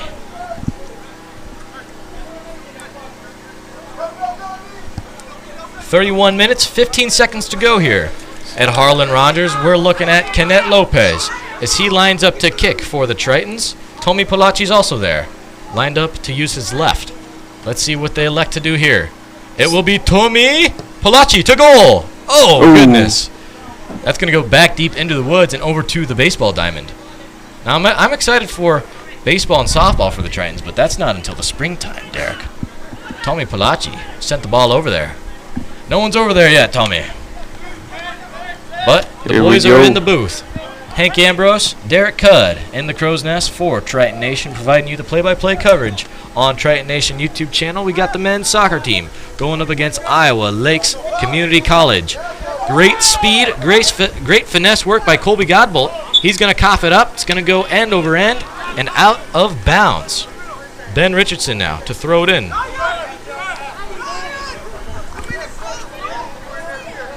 They actually awarded him a free kick, which I missed on initial contact. Federico Bellintende. I didn't see a call there or anything. Number 5 to use the right foot. Over the head Header. of Palaci. Luckily, Narvis Bent will save it in the corner. He's jammed up. Q Yerga is going to try to dish it around, and he will. Narvis Bent with his left foot. Oh! They'll call him offsides, Derek. That's too bad. Yeah, I love the excitement, but they called him off. That struck me off guard, Derek. Yeah, I gotta say, you got excited even though a foul was called. I know. love the enthusiasm as a first-year student, but Hey. goodness gracious, it was a foul, Derek. Anyway, let's get back to the action. 29 minutes, 15 seconds to go in the first half. Derek Cudd is excited to be here broadcasting for Triton Nation. I'm excited to be here to root on the Tritons as we're looking at Tariq Ganga at goal. There's that big boot you're talking about. We didn't see it at first, but we're seeing it now. He's going to aim for the Tritons sideline. The Tritons now to throw it in. It's going to be Jose Kalina. Kalina going to stick to the sideline. Uh-oh, Tommy Palaci, he's got speed, and he's got members with him and teammates. He'll cross it over. Takes a shot to goal. Q Yerga, does it not go in the back of the goal? It doesn't cross the line? Are you kidding me? Ooh. How? The Lakers Automatic finish, but it doesn't cross the goalie's mark. The Lakers are looking for a call there. The Tritons are too. They're rolling around a little bit. Looking a little bit like Whoa! 20 and a half minutes to go here in the first half. Oh. They'll call it against Iowa Lakes. Torrey Taguete. Not a fan of that call. That is his second foul of the game. And if it keeps going, you would have to think a yellow card is to come out soon.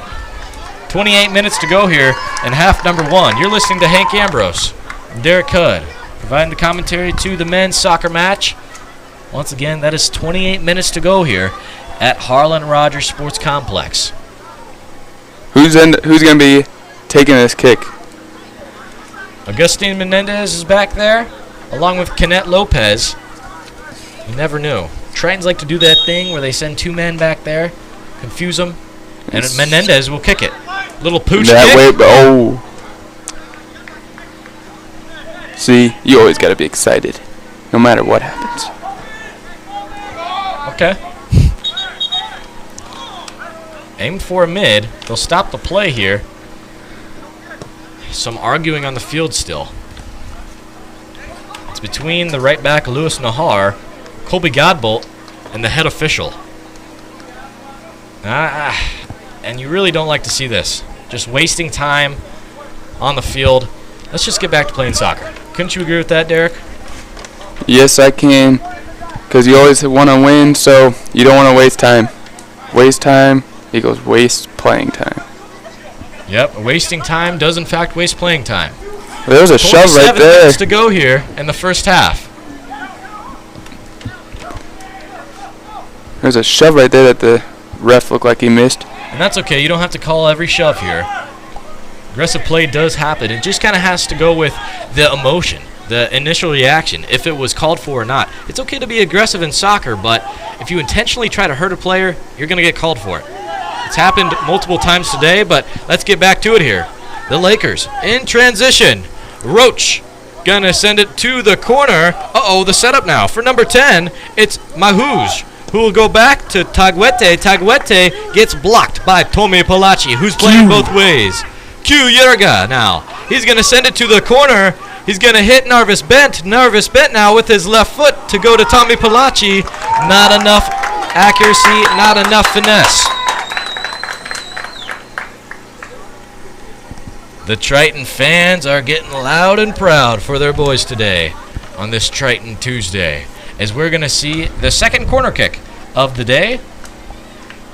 This one's going to be teed off by Kenneth Lopez.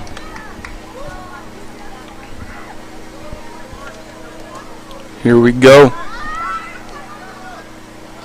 Kenneth Lopez. Big Ken to send it down. Wow, look at that boot. Did you see the curve on that, Hank? Yeah, I did see a curve on it. It's a Lopez specialty. Way up into the air and almost actually retracted with the backspin back into the net. We will have some substitutions coming out for the Lakers. Henry Luco and Brian Koss coming in. Trying to check the numbers here. It's hard to read from this front. I see Matthias Daniel Doran and number 38, who's not listed on the roster, but I believe it's Jorge Pena, who normally wears 31. That's where we're going to call it for now. Back to the action. Harlan Rogers, 25 minutes to go. Gustin Menendez. Now, he played the ball there, so that's why it wasn't a foul. I saw you were looking for a reaction there, Derek. We're going to keep going with it. Throw in.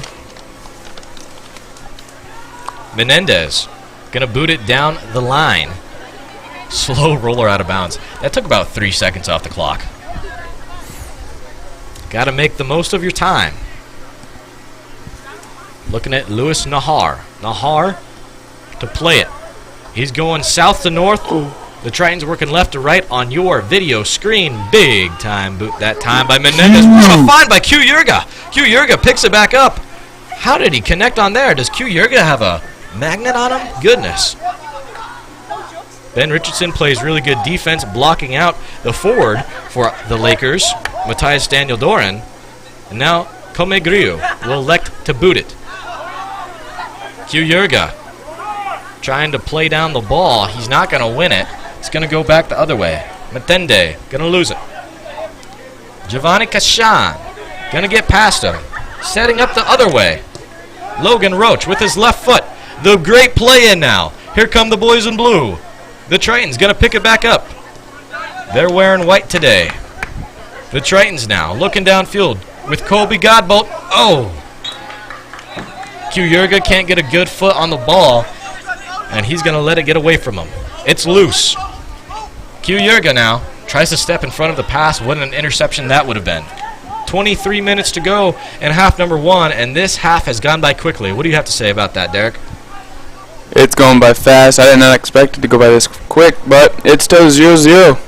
And a lot of great action. Time flies when you're having fun, Derek. Yes, it does. Big throw in now from Triton Pass. Trying to go the other end. Here we go now. Let's get back to the play-by-play here. We're looking at Tommy Palaci trying to set it up for Narvis Bent. Very active today in this game. Narvis Bent, the in-and-out starter, will give it over to Q Yerga. Q Yerga going to shove a man to the ground, but it's not going to be called. Got some acting going on the Iowa Lake side. Here we go with Kalina. Kalina back to Narvis Bent. Bent now back to Kalina. Kalina's looking for it. He's going to be aggressive. Kalina, he's got to work backwards once again to move forwards. Kalina still going with it. Great defense by Iowa Lakes, and they're going to pick pocket steal him. And now they come. Moving the ball down the field. It's going to go out of play, but in possession for Iowa Lakes. Throwing it in now is going to be number 2, Louis Nahar. 21 minutes, 30 seconds to remain here in half number one. Taguete was there, but it's not going to hit his feet. Kenneth Lopez charged with the foul. It's going to be a free kick now for the Lakers. 21 and a half minutes to go in half number one, Derek. So you're listening to me and Derek Cudd, as I am Hank Ambrose. through the broadcast on Triton Nation, where we cover all home athletics right here live from the Triton Nation YouTube channel. It's going to get around Nahar. Nahar to throw it in. Ooh, great defense. A big wall now. It's going to go for the corner. Belintende didn't get charged with the foot over the shoulder. How flexible is Belintende? Looked like a ballerina out there. Got his foot way high up in there. I think by the end of this game, Hank, I think it's going to be a close game no matter what, because both teams are right now on a really good winning streak, as the Lakers are on a 9-game winning streak, and the Tritons have won ever since their first game, but they tied their last one. 20 minutes, 15 seconds to go in the first half. It's a good point, Derek. You know, it's going to be close. Everyone wants a win. Everyone wants to seed into the playoffs for the NJCAA. Stepping up is Belintende. Belintende going to have to win it. Jose Kalina is there first. He says, give me that ball and let me win it down. Switching the field now is Ben Richardson. Ben Richardson, he's going to look down the field to Colby Godbolt. Godbolt, athletic move. They're wanting a handball, and it will call against him. The ball hit his wrist. Unfortunate play there. Taguete to start with it. We're going end to end now. The Lakers working right to left on your video screen. Score is 0-0. 20 minutes to go in the first half. Narvis Ben is everywhere. This is one of the best games he's played, as he's shoved to the ground, but he sticks with it. Foul called. Uh-oh, here we go. Tritons. Oh, goodness. I got a little bit of ahead of myself. They're asking for the foul, so it will be for the Tritons. That should have been in play still, but the head official blew the play dead, and he's going to play it dead once again. Ugh. Let's go. Let's go back to soccer, boys. 19 minutes to go here in the first half. We've been paused for 30 seconds. Jose Kalina is kicking it. And by kicking it, I mean booming it, as he sends it to the other end of the field. Ben Richardson to win it over. Look at that. Behind the back kick. Shoved to the ground was Q Yurga. He's going to get to start with it. Oh. He's up close. Yeah, they got to give him room. That's Matthias Daniel Doran. They tried to be all up in his grill, Sneaky. as they say. Sneaky, yeah.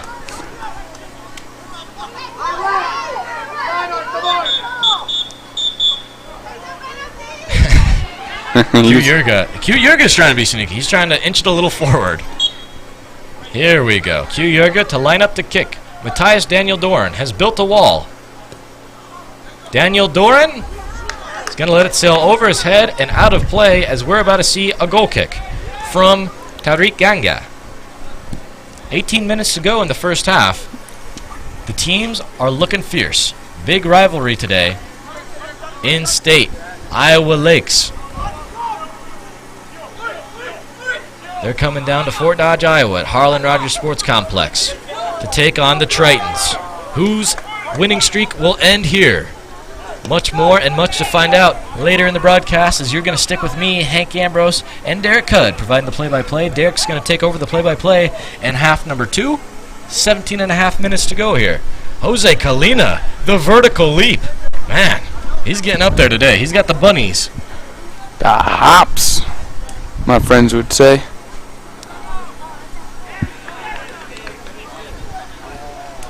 Nahar to throw in.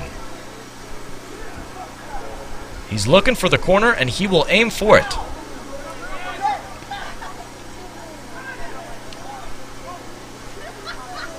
Narvis Bent sticking with it. The airtime this has, like a pilot, like a Wright brother. Ooh. Shout out first year Wright running the camera today for Triton Nation. Tommy Palachi playing defense along with Belintende. Narvis Bent work his way outside. 16 minutes, 45 seconds to go. Still 0-0 here, Hank. Close game, like I said. I think it's going to finish as 1-2. Canet Lopez, really early to tell. We're still in the first half. 16 and a half minutes to go, to be precise. Looking at Daniel Dodden, who's going to send it over to the corner. Uh-oh, here comes a setup now. Back to Daniel Dodden. got a lot of commotion. Iowa Lakes wants a call. They're not going to get it. Tomi Palaci with a slide tackle, trying to get possession of the ball. He does it again. Whoa, what is he? Looks like he's for the Olympic ice skating team, rolling around on the field out there. He's moving, he's grooving out there. Yeah, Q's just back there looking for Iowa Central to get a steal and just hit him up with the ball. The cherry picker. That's what type of offense that is. Wow, big foul that time. Tripped up Kenneth Lopez. You can't do that. Pulling out a yellow card, and it will be received. Number 4, Daniel Figueria, getting the first yellow card of the day. Belintende and Q Yurga going to help their midfielder up, Kenneth Lopez. Belintende looks like he's going to kick it. And you know what? We knew it was coming, the yellow card. You know, I actually thought it was going to come a little sooner with how scrappy and aggressive this game has started out. But we're looking at 15 minutes, 15 seconds remaining here in the first half. Belintende getting ready to boot it off for the free kick. Agustin Menendez is back there to play defense behind him. Other than that, Komegriu has came out of the box. Here comes the kick. Kicking it over. Ooh, nice save. Oh, the save accidentally go out. It was a nice save, not a great one in Derek's book, we should say. 14 and a half minutes remaining. Teguete works around Q Yurga, excuse me. Yurga stabbed at the ball, couldn't get it. And now the man that has the yellow card, he's going to work with it. Figueria, he's going to try to work outside. He may need to switch field because here comes Q Yurga. Here comes Jose Kalina now. The men are on a mission. They're on attack. And so are the Lakers. Here we go. Booting out of play and into the trees. Went right under a tree. You don't want to go under it for that. A little prickly and thorny down there, especially this season as we head into fall.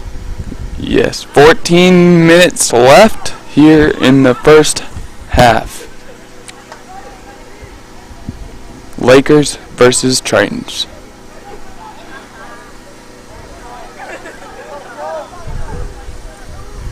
Working with it. Still going in transition.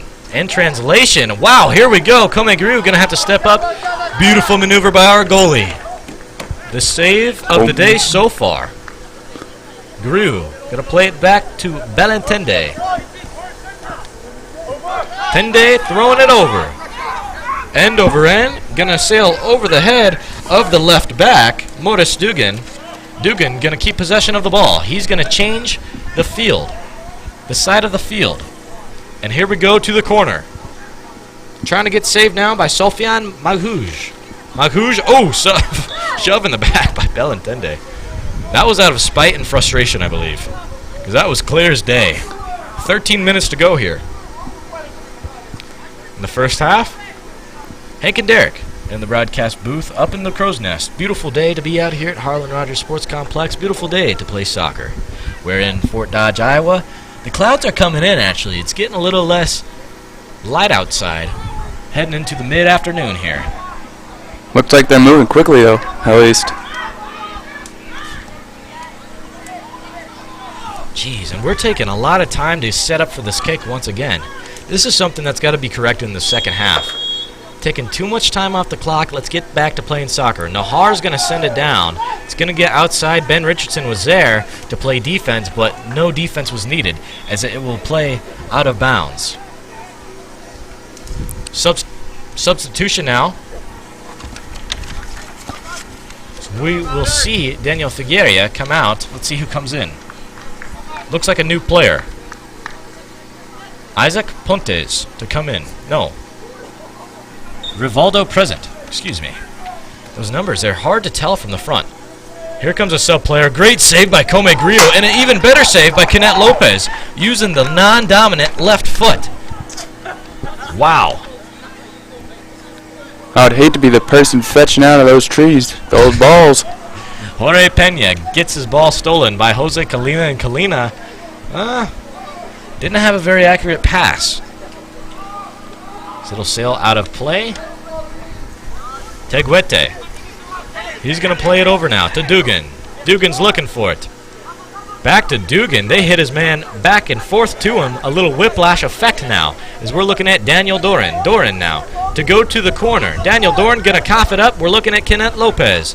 Lopez to send it from Ben Richardson. Richardson going over the head of a Laker defender. 11 minutes remaining here. Harlan Rogers Sports Complex. I want you to stick around for the halftime show. We're going to break down the first 45 minutes of this soccer match and much more, providing some play-by-play entertainment for you. Hank Ambrose, that's me, as I'm joined alongside Derek Cudd here on Triton Nation, providing soccer for Triton Nation. If you're just tuning in, it's been a close one so far. 10.5 minutes to go here, and here goes the boys in blue on attack once again. I feel like I've said that 3 or 4 times because they are really good at attacking inside the last quarter of the field. Q Yerba now. He's standing alone as a Triton on the attack. It will be booted out of play. Colby Godbolt now. He's going to send it over, trying to hit Tommy Polacci. Uh-oh. Giovanni Kashan comes out of nowhere, out of the shadows, but it's going to be stabbed and stolen from. That would have been a great opportunity by Kashan, and now officially we are under 10 minutes to go here in half number 1. The server, Ben Richardson, got to get there in time. Daniel Doran on the attack. It's going to go back to Kenneth Lopez. 7-7 action. Lopez going to send it over to a Laker. Q Yerba.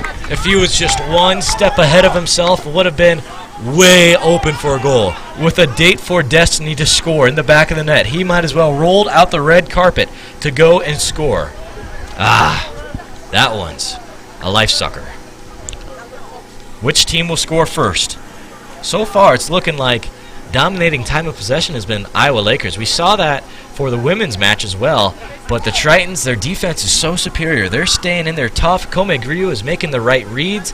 He's being aware enough to find where the ball is headed, and that's why it's a tie game with 9 minutes to go in the first half. Yeah, but I have to say something real quick, if you don't mind. Unlike the girls' game, the Tritons did not come out on top, and it was 3-0, so the Lakers was in control the whole time. Yeah, I think that the first 25 minutes of the women's match was very even, and then you saw the mojo end up on the Lakers side. The girls couldn't move the ball. They kind of lost their communication, lost their footing. They were having a hard time tracking balls down, and that's kind of what the final result was in game number 1 and match number 1. 3-0, the final score for the women's match today. If you're just tuning in, 8.5 minutes to go here in the first half. And listen to Hank Ambrose. Big foul. Let's stop the commentary and go back to the play-by-play. Kenneth Lopez, for the second time, is shoved hard to the ground. They got a bounty on number 7 for the Tritons. Kenneth Lopez taking no time to kick it over to Q Yerga. Yerga, he's got a wide open lane. He'll take a shot to goal. The second shot on goal for the Tritons. That's another thing that the women's team didn't do that well. They didn't have a lot of shots on goals. Didn't have a lot of shot at the goal. Even off target. They got to do better than that heading into the weekend where they look to take on Nyack. It's going to go back to the goalkeeper, Tariq Ganga. Going the other way now, Morris Dugan. Dugan now with his left foot. Wow, great defense that time. Intercepted by Ben Richardson. Kenneth Lopez. He's wide open. Yeah, pass intended for Tommy Polacci, but it was picked off towards the center of the field. 7.5 minutes to go here as the time is ticking away in the first half. It's going to get under Belentende, and now Colby Godbolt. I thought he would boot it out of play, but he trusts Godbolt. Eventually it goes out of play. Godbolt, not enough finesse to keep it in for Q Yerga.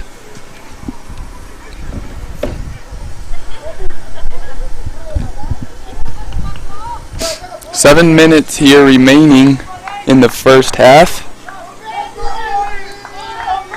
They're still taking time, just standing there, getting ready to throw it in. Yeah, a little bit more slower paced in between times. No stoppage of the clock so far, though. Haven't seen an injury yet, so that's all good. We saw a few injuries for the women's game. Oh, what a header. We don't really see a lot of headers from goalies. He could have used his hands, but anyway, that's something new you see every once in a while. 6.5 minutes to go now at Harlan Rogers in Fort Dodge, Iowa. We are north of town, bringing you some Triton action here on Triton Nation YouTube channel. Here comes Colby Godbolt stepping in front of the man himself. Menendez going to be there in time, almost crossed up Come Griu. Griu's going to have some words for that. Colby Godbolt is going to let his man be wide open. Uh-oh, here comes Logan Roach now, crossing the center field line. Kenneth Lopez doing a little bit of a spider move. He's crawling on the floor, attacking at the ball, stabbing away, kicked it out of play, but now Logan Roach and the guys in blue and yellow have it back. The Lakers, let's see what they'll do here. They came all the way from Spencer, Iowa to get the victory today. That's over a 2-hour drive, and they wanted to be back with them. Trying to move to 10 wins on the season. Q Yurga is sticking with the defender. We have a substitution as well on Lakers side.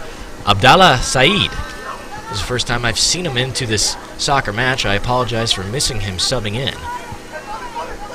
Here we go now. Colina. He's attacking. Narvis Bent, he's going to try to send it down now to Tomi Polacci. Here comes a sub in right now, Hank, for the Iowa Central Tritons. That's going to be the big man, Benny Mubake. He's going to sub in for Q Yurga. Yurga's been running around. He's needed a rest. The Tritons got a few subs that they can use today, but it's a lot more even. Tritons got about 7 subs they can use, and it's about the same for the Lakers. But Benny and the Jets, like I like to say, he's a goal scorer, man. He comes in. He's very physical, as we see right there, wearing the number 14. He barely tapped the man, and he sent him straight to the ground. Big soccer player. Don't see a lot of them. Nearly 6'3", 220. I wonder if he's been scouted to play football here at Iowa Central. He's probably playing the wrong sport.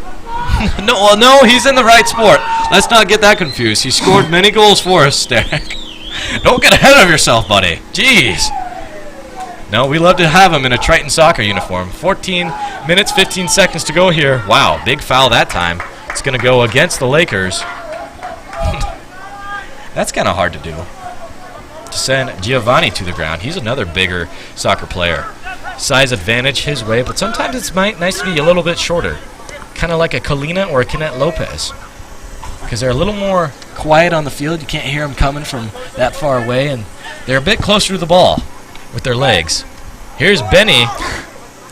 It's going to work around him. Benny's going to step in front of the offensive playmaker that time for the Lakers. 3.5 minutes to go here in half number 1. Augustin Menendez uses his head mentally and physically to send it over to Narvis Bent. Bent, let's see if he can win it back. Right now, it's working with Kashan. Kashan going to the corner. Is he going to cross it? Oh, took too heavy of a touch, and it's going to roll out of play, and we're going to see the 3rd goal kick of the day for the Lakers. We have 3 minutes and 15 seconds here remaining in the first half. Still 0-0 at Harlan Rogers. Make sure you stick around for the halftime interview. We're going to be interviewing some of the players and coaches for the Iowa Central women's soccer team, talk about how their match ended, and much more here for the Triton halftime show here on Triton Nation. Augustin Menendez now. He's working with it. Trying to pass over to Jose Colina. It's going to go past him. Uh-oh. Big battle for the ball here. Pinball effect. Rattling all around the field. Setting up now. Here we go the other way. Looking at 38. Jorge Peña. Try to hit Daniel Doran, but it just sailed over his head. Daniel Doran now going to be in possession of the soccer ball. We're going to go back to Logan Roach now.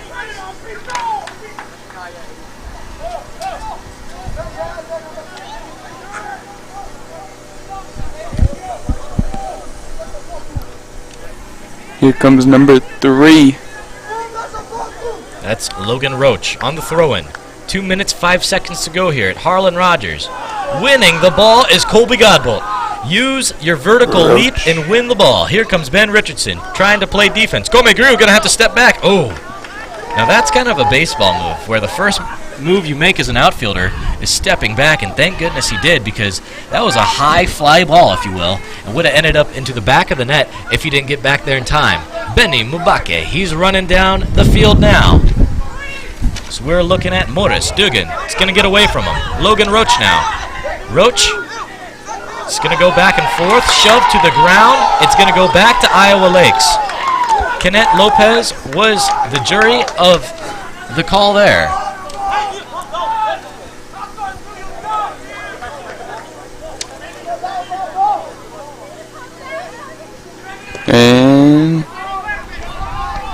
Here we go.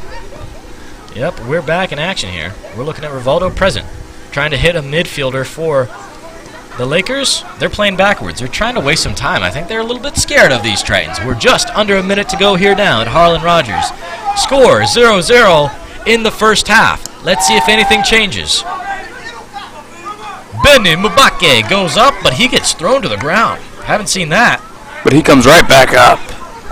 Oh, yeah, he's got the power and the finesse, and Colby Godbolt has got the head to send it over. 40 seconds remaining here in half number 1.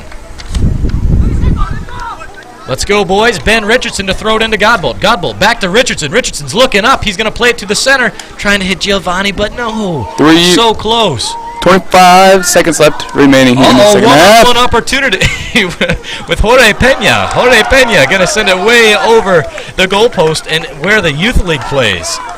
The little Dodgers. Get a free souvenir, son. Under 10 seconds to go here. Come Grillo doesn't need to kick it. And he's going to just sit on it to end the first half. And that'll do it. 0-0 after 1. You're listening to Hank Ambrose and Derek Cudd. Let's go a little bit into the halftime analysis before we break into the halftime interview with the women's soccer coach here and much more. So I tell you what I've seen so far, very aggressive play on both ends of the field. This is a good one. This one's going to go down in the making. We're going to be watching this one on YouTube for years to come. So far it's really close, 0-0, and I'm having fun watching this. Me too. It's a lot closer than a game than the women's. The women's were down 2-0 at halftime. It's a tie game here at Harlan Rogers Sports Complex. If you're just tuning in, you're listening to Hank Ambrose and Derek Cudd in the Crow's Nest, just providing the commentary for you guys. Derek Cudd's going to take over in the second half at the play-by-play position, and we're going to keep rolling here. You know, some things I'd like to see so far. Narvis Bent is playing his best game so far. He's everywhere. Narvis Bent is a guy that has subbed in and out of the starting lineup. He's starting today. He's playing left mid or left winger, if you will, for the Tritons, and he's connected on so many crosses. Not only that, Q Yurga, he's everywhere. Just because he's a forward doesn't mean he can't play defense. He's back there playing defense. He's getting interceptions, steals for the Tritons, and he's looking phenomenal. So far, our back four for our defenders have looked excellent. Between Belatende, Menendez, Kenneth Lopez has looked awesome as well. I'd like to shout that out. He's drew a few fouls, which is needed in soccer to start with the ball and win it back over. Giovanni Cashan as well. I'd like to shout him out. Ben Richardson, another guy, stepping up. He's having one of his better games as a Triton, and I'm having fun so far. What about you, Derek? I'm having a great time watching some great soccer. I'm excited to go here. Well, I'll tell you what, we're going to take a quick break here. We have 8 minutes left until the second half starts, and then we're going to be with you for the halftime interview, excuse me. So for more Triton Soccer, it lives here on Triton Nation YouTube channel.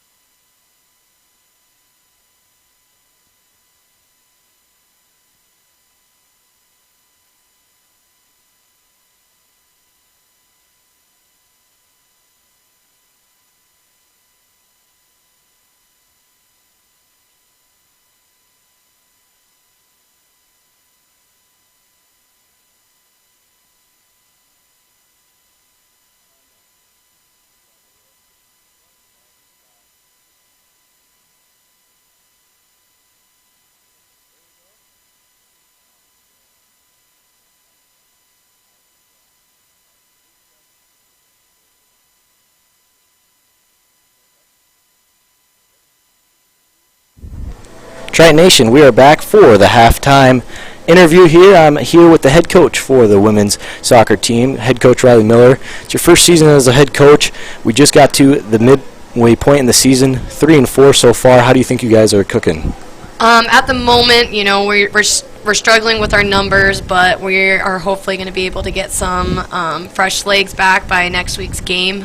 And I think that we'll kind of get out of this funk that we're in, and hopefully it will look more promising. First time in 2 weeks since you've been back to play here. You know, you were going to have a home game against Nyack, but their team went down due to COVID-19. That's been really tough for the season, for the last 2 seasons, really. And, Yeah. you know, I just want to talk a little bit about what it means to be back here finally and just trying to get back into the groove on this soccer field at Harlan Rogers. Honestly, it's always a great experience playing at home, especially in front of the fans. Unfortunately, we weren't able to get the win, but I know certainly the girls were excited to be out there and playing at home rather than traveling long distances for our games that we've been previously doing. So Iowa Lakes came a long way. They won 3-0 over you guys today. What do you guys think went wrong against you guys today? like I said, unfortunately, Lakes came out. They were able to possess the ball, and you know, they made it difficult for us. I think our biggest issue was we came off really slow in the beginning, and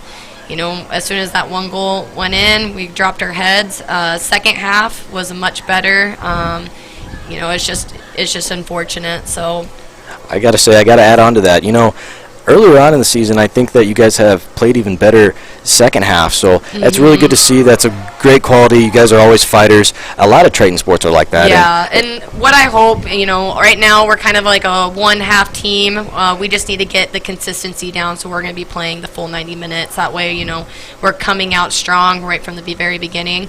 But I mean, we have a really great group of girls. There's a lot of potential, and we just, as soon as we figure that out, I think it'll look promising towards the end. Very young team. Over near 15 players are freshmen. Yes. Jeanette Scholes, she's a returning sophomore. She's going to be joining us in the broadcast in just a short bit here for the interview. But, I mean, for the rest of the season, I think that I'm really excited for the future. You guys got a lot more Yes. season to play here. Possibly going to be playing Nyack this weekend. Is that correct? Possibly. We're still waiting to hear back from their head coach, and you know, it will be nice to kind of get a game in, especially before we take on Western next week. But either way, we're going to try to squeeze it in no matter what. So what can we be looking forward to for the fan standpoint, what we can see moving forward as a Tritons team? a win. That's what we're looking forward to, and I think the fans would be excited too. I know the girls were disappointed in today's game, but we just got to move forward, and that's all that's the best that we can do. Well, look on the red side. A lot more fire on the belly, being ready to Definitely. go for again here at Harlan Rogers in Fort Dodge, Iowa. I'm excited to broadcast for you guys. I'm going to stick with you guys throughout the rest of the season. Let's switch it over to Appreciate Jeanette it. Scholes real quick. Thank you for joining the show, Coach. Yep, thank you so much.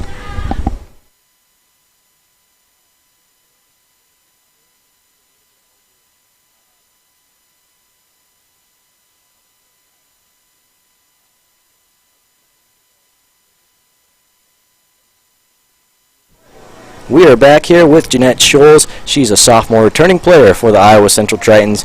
You guys didn't get the win today, lost 0-3, but as a team from an offensive unit, you guys did really well attacking. And what do you think kind of added on to that preparing for this week?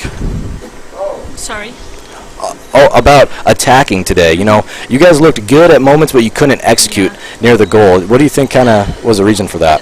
I don't know. It was tough. I feel like we were kind of out of luck a little bit sometimes. Like especially that one time, like when we were hitting the crossbar, then the sides of the goal, everything. Yeah, it was tough. And, some soccer matches, they just come down to you can't get in a groove early, and then all the momentum goes to the other side. And I think that's kind of what happened today. Could you agree with that? Yeah. Yeah. Definitely. But I think we did better in the second half. We did that, but Yeah, I talked with Coach a little bit already about it. We talked about what it means to come back playing home here. You guys couldn't play 2 weeks ago. It's been 2 weeks since you guys have played at home. What does it mean as a player to be able to be back in Fort Dodge? it's exciting. Like I love home games, especially if people come and watch it. Like it's always so much fun to watch and hear people cheer on the side. Like it gets you going. Absolutely, and the boys come in near at the start of the match, and they get pretty loud, and I hear you girls down there from the Crow's Nest, and you guys get pretty loud. What does it mean to have the support from the men's soccer team to root for you girls? It's good. It's exciting. Like, you can definitely count on them, and then we are there for them. We're here for them to cheer as well. So That's awesome. And you know what? Rest of the season, you're halfway through the season, 3-4 so far. What would you have to say for the fans watching out for the women's soccer team? that I hope it's gonna get better. I hope we're gonna get some wins, some goals in, and to keep on watching. Well, you're a stud sophomore. We love that you're back. You're training a lot of the freshmen who are going to have a great career here, as well as the Tritons. You guys are going to finish really good. As a fan and as a broadcaster for you guys the last 2 seasons, I know it's going to start to pick up and start to click. And, you know, it takes a little while for the wheels to start moving early on here, but we're going to get ready to go here. So we're going to go back to the play-by-play. We're about 3 minutes to go until the second half starts. 0-0 is the score so far. What have you been looking at the game so far? The boys team? Yeah, for the boys. Yeah, it looked pretty good. I feel like we got some chances, but I hope we're going to get it going now. That's awesome. Well, go Tritons, and Jeanette Scholes, I appreciate you joining me once again. Forward for the Iowa Central Tritons, and, you know, up there in goals. You're battling back and forth between number 1 and leading the team, and you're a leader for the team, so we appreciate having you. So thank you for joining the show. Thanks for and having me. we'll be with you the rest of the season, so thank you. Yes, thank you.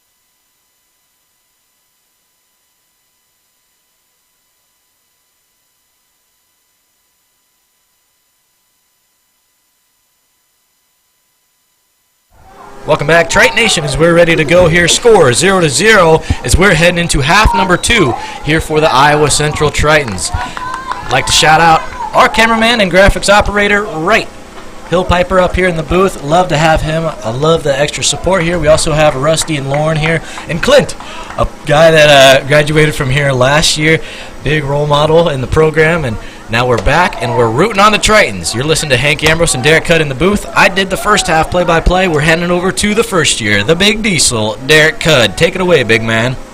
Oh, here we go. Iowa Lakes is starting off with the ball.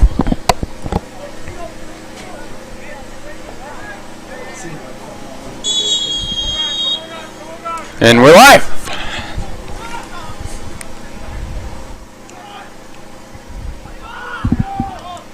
Number 17.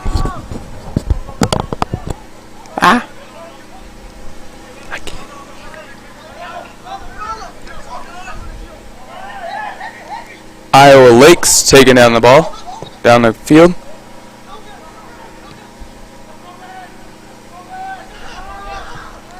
And passes it back to number, which I believe is 35.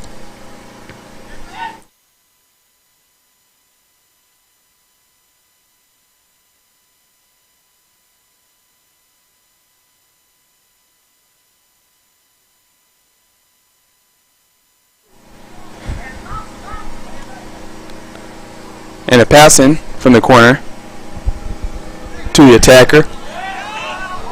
Got 44 minutes to go here in half number 2. Already a minute underway. Here comes an attack by Jurga. Oh, he had a one-on-one opportunity, but just lost it. That would have been huge. Tripped over himself.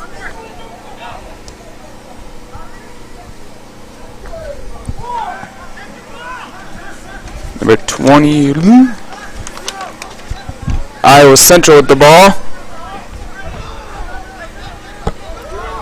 Ooh, looking to run away with it. Yep, that's Jurga now. He's attacking for goal. Tommy Palaci with his left foot. Oh! End over the goalpost and over into the youth league.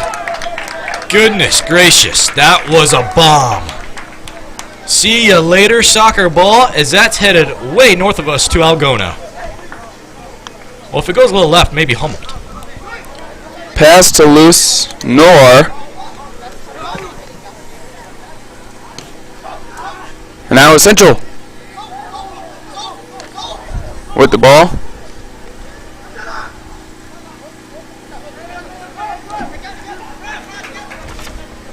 And, ooh, looked like a collision there. A big collision, big smack in the middle of the field. The Tritons, they got to keep it alive. They got to keep rolling with it if they want to stick into it. So far, they're coming out a little muggy. I got to say so for myself. What do you think, Derek? Yes, looks like a dirty plays, which you don't want to have fouls. Dirty, but yeah, fouls are definitely getting there. The tension is rising. It is getting aggressive. Here we go, looking for the kick. A little confusion going on the Triton side right now. Ooh, right over the goal by a header.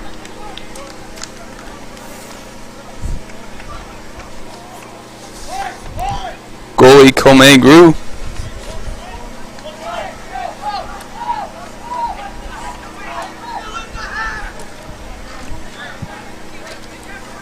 Wasting some time before he kicks it.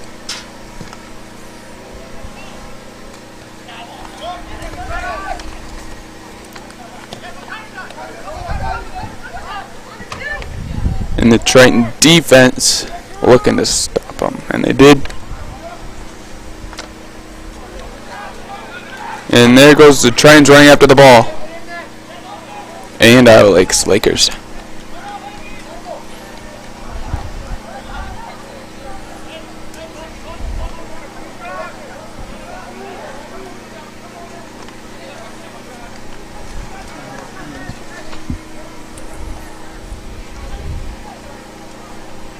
What's going on the field there, Derek? Passing in the ball. And Iowa Central with the ball. Looking to attack down the field.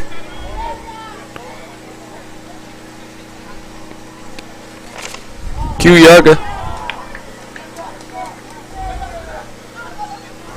Looks like he got shoved a little bit. And Iowa Lakes backfield going down the field.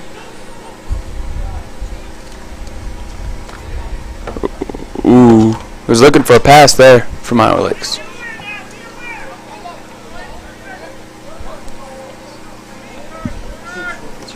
Don't know about you, Hank, but I hear the coach is yelling.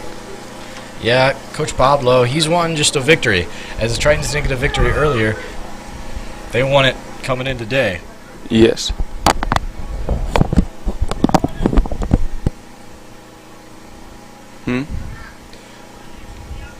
Tritons are on the attack now. They're looking for it. Oh! Big shot that time.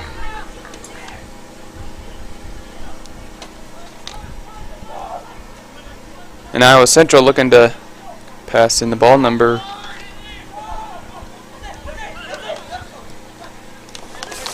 It's going to get to the Jose midfielder Colina. now. There we go, Jose Colina.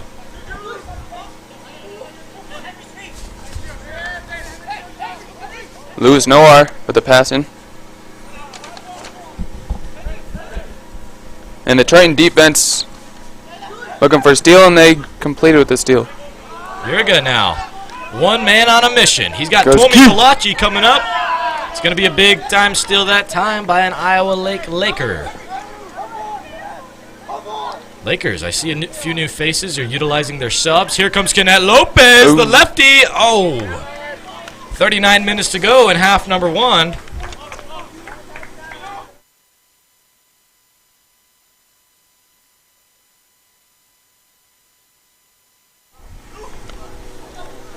.38 minutes left here at Harlan Rogers. 0-0 still. Iowa Lakes taking it down the field. And here goes Q. Oh. And a steal for the Iowa Lakes. Lakers defense.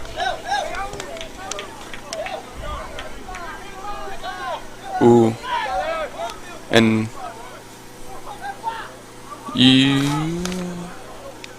Sixes with a pass. The Lakers leading scorer.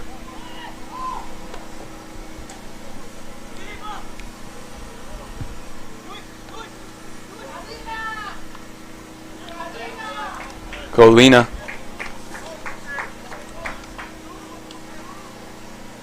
Who's going to go for the kick in from the corner? The corner kick. Looks like it's going to be the Lakers. Logan Roach. I like how Iowa Central has 2 Iowa Central guys right next to the goalie just in case. What about you, Hank? Yeah, they're looking good so far. A lot of defense. And you know what? Iowa Lakes, they're great at attacking. So you got to bring in the extra guy, then you got to do it. You don't want any goals going against you. Here goes Q Yurga. He's got speed. Oh, my goodness. Look at him go. Trying to go all the way down to steal it from the goalie on the slide tackle. Wow, he's doing his best Speedy Gonzalez impersonation, getting down there almost stealing it. 36:45 remaining in half number 2. Komeguru now. Booting it up. That's Bokari Matende, who just checked into this soccer match. Didn't play in the first half, but he's going to provide relief in half number 2, and he's got wheels. Here he goes. Oh, my goodness. Oh, Tommy Palachi, hard foul. Iowa Lake saying they played the ball. They are not a fan of it. Talking with the head official now. I don't see any indication of a yellow card, but the Tritons are going to be in a really good field opportunity to take the free kick. What do you think about that last call, Derek? I think it was a great call. I think the defense from the Lakers should not really go up against that ref because they can get... Yeah, you can get called off, that's for sure. Coach Pablo, not happy. Not a happy camper. Well, he might be in just a short moment, because it looks like we'll have Jose Colina kick. No, that's actually Tomi Palachi. Yep.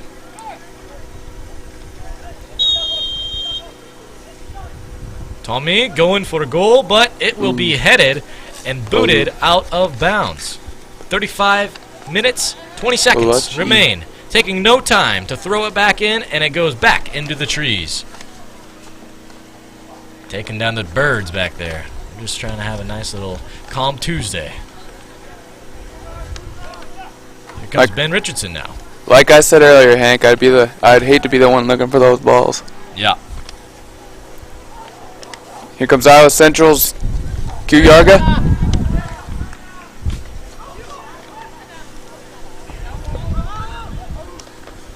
And Iowa Lakes attacking down the field.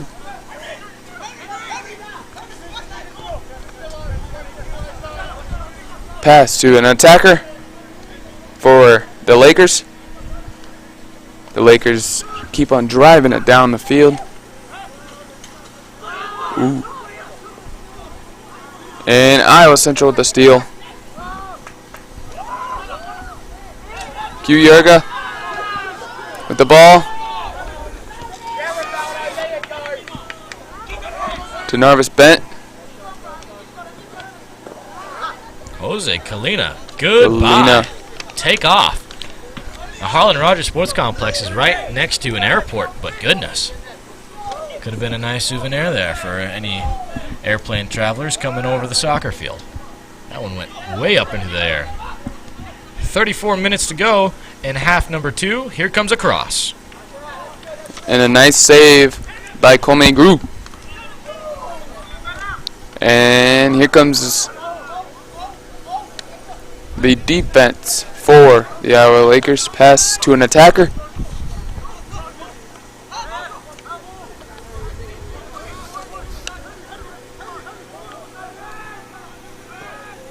Morris Dugan. Pass to Prince Bagaboo. And here we go. The Lakers trying to stop it from going out of bounds, in which they did. Ooh.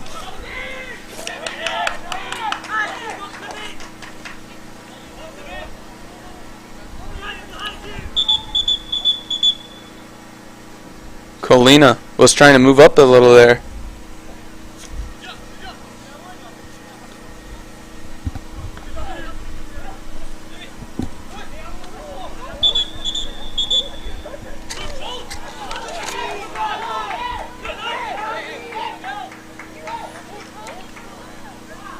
Lakers don't like that call. I wouldn't either. That one Q was Yerga. controversial. Wow, Q Yergel, double spin move. Tried sitting up Tommy Polacci, but Lakers were one step ahead of him. 32 minutes and 14 seconds left here in the second half. Still 0-0 on the score. Ooh.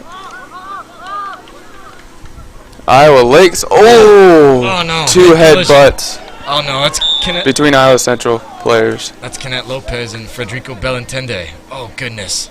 They both went for a header and they both headbutted themselves. Oh no. That was hard to see. I hope they're okay. We're going to keep with it right here in the broadcast with you guys to make sure. Head trainer is going over there to check them out. Coach Twait's head over there as well. And the officials making sure everyone's backed away.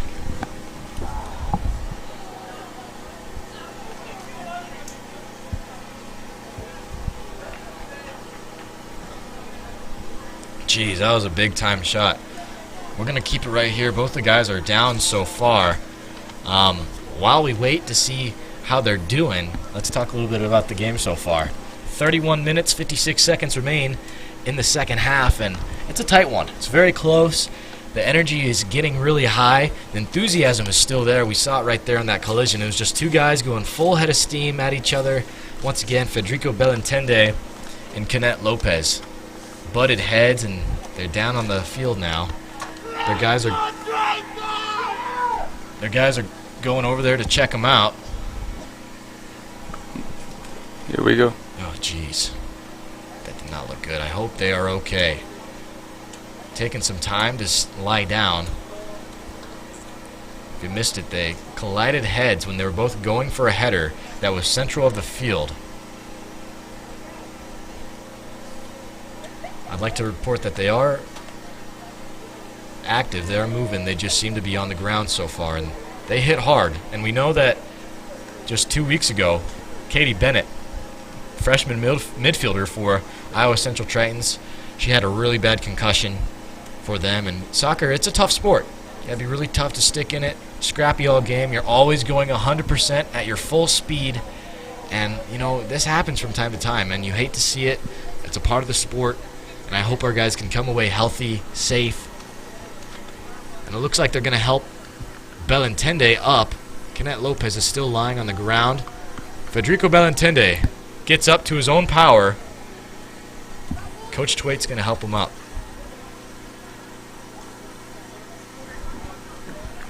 And Kenneth Lopez is helped up by two of the soccer players and assistant coach for the Iowa Central Tritons. As they get a standing applaud, those guys took a big shot. They are walking on their own now, and they seem to be okay.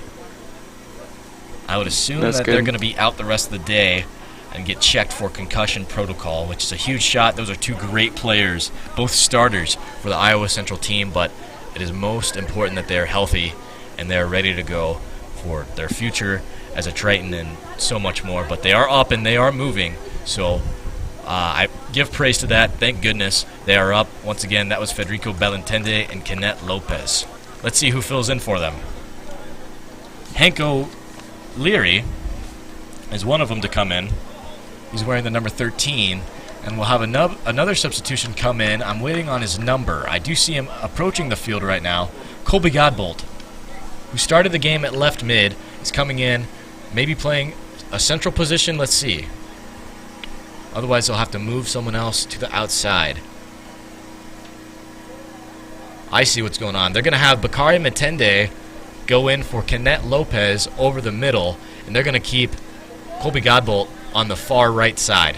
Tritons are working right to left on your video screen. That is south to north when it goes by directions here in Fort Dodge, Iowa. You're listening to Hank Ambrose and Derek Cudd in the broadcast, broadcasting for the Iowa Central soccer team. And here we go. We are back into the game with 31 minutes and 47 seconds remaining. Still 0-0. Iowa Lakes. Oh, a steal from Iowa Central. And then Iowa Lakes gets it back. And the defenders of the Iowa Lakers tried to send it down to the attackers. But it was a steal by Iowa Central, but Iowa Lakes steals it right back, saying that's their ball.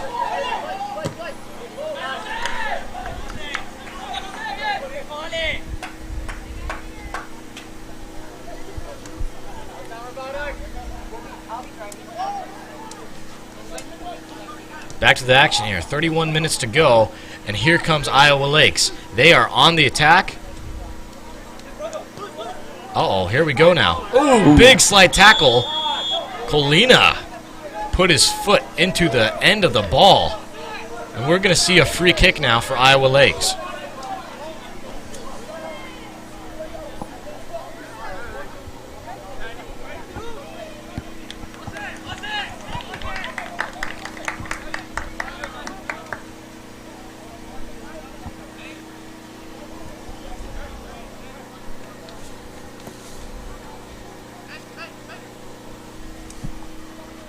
If I'm correct, it looks like Benny is getting ready to sub into the game.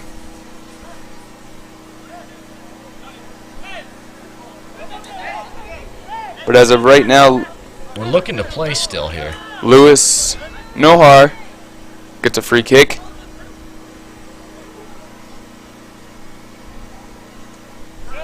Just wasting time on the clock here. A header by Giovanni Cashan. Hank O'Leary gets his first action. He's going to head it out of play, but it will be a corner kick for Iowa Lakers. Number 10, who is it, Derek? Sophine Magnus for the Lakers. And he's going to switch out with Lewis Nahar now. That happens from time to time just to add another attacker on your end of the spectrum. Here comes Nahar. It's crossed up. Oh, and a great block by Komegru. Get that out of here. And now here comes Tommy Palaci, the Flash. He's too fast. Wow, is he moving? And oh, the ball's going to be kicked out and blocked out of play. Too fast. Tegwete. 29 minutes to go in the second half. We went to overtime last week in their last matchup. Let's see if the same action goes here, because it very well could. Speaking of their last matchup, matchup ended in a tie. In overtime, yep.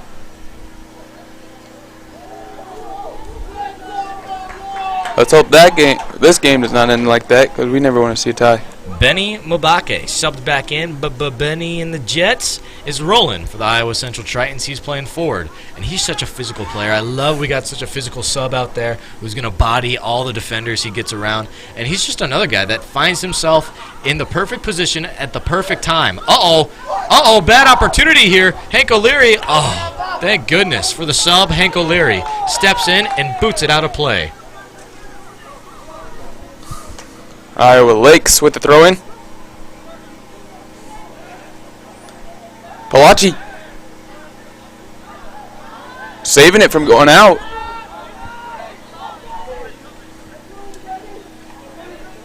Going the other way, Benny Mabake. Benny. Big Benny. Keep moving. Oh, my goodness. That was a rugby tackle if I've ever seen one. Officially called a scrum. If we had Javi Sanchez, a part of the TV radio production crew here today for this soccer production, he would have told us exactly all about it. 27 and a half minutes to go here in the second half. The Tritons are getting fire in their belly. They're going to want this win even more if you keep fouling us like that. I'll tell you that much, Derek. So go ahead, keep fouling us. It's just going to feed the beast. Lining up to kick, Q Yurga. Let's see what he can do. Only a one-man wall. We're about 40 yards out. Wasting time. And here comes Q Yurga. Ooh, that was a low one.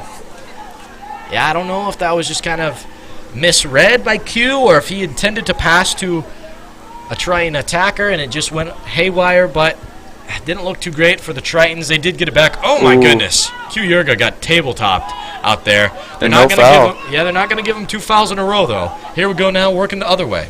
We're still moving. Giovanni Kashan. Kashan is still moving. Jammed up in the corner now. Here we go, Hank O'Leary. Hank O'Leary moving with it. The fans are going nuts for both teams. Hank. Yeah, they're going. We got packed house today at Harlan Rogers. That was a huge headbutt. Back it goes to softball fields.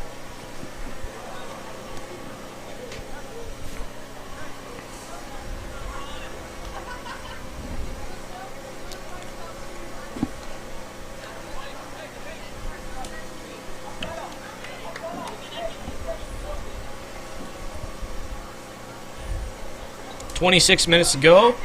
Boys in blue, they're lining up for a corner kick. Their second of the half. Nahar getting ready with the left foot, the cross. A little bit too far. Way over the heads of everybody. I don't know who owns that Laker, but that farmer just got a free ball.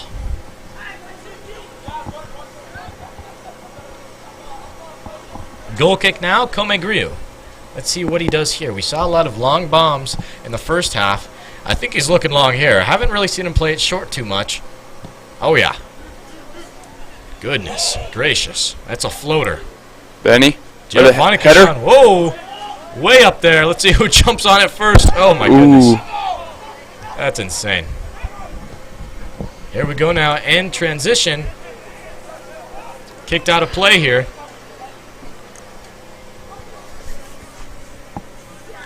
Just under 25 minutes here. We'll have to go in the second half.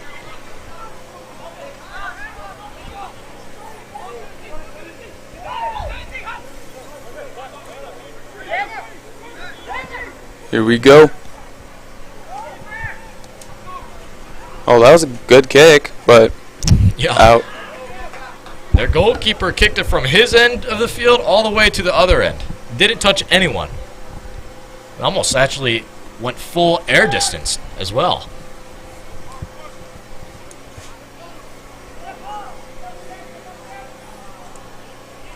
Here comes Grew.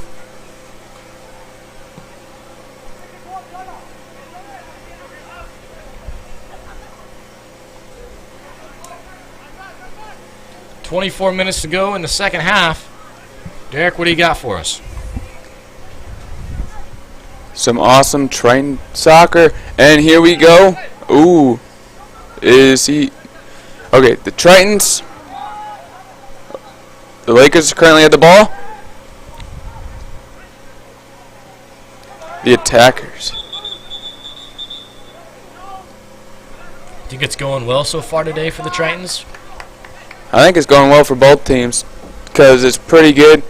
The only thing I don't think that's going well is I think the Lakers are fouling a lot. Yeah. But otherwise, they're both playing good defense, offense, good communication skills, which gives you a good team. Went up for the header now. Here we go in the back of the net. Oh! Taguete Tuite. Trying to go to the back of the net. He's going to go far right. He's holding his mouth. He can't even believe that didn't go in. Yeah. The trajectory was just off. Although, we will see another corner kick. The fourth of the half for the Lakers. Noir. Louis Nahar back there for the corner kick. He will line up. We got a plane going right over our heads. Like I said earlier in the broadcast, we're right next to an airport. Here we go, Nahar. Oh, great defense by Menendez. Colby Godbolt stepping up and stepping in. Man-on-man defense. Oh, it's going to get past Godbolt over the head of a Laker, and it will go out of play, out of bounds, and go into the feet of the Tritons. Let's go for a goal kick. 22 and a half minutes remaining, and half number two.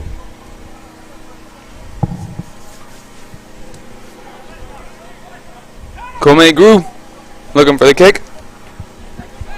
Wasting a little time.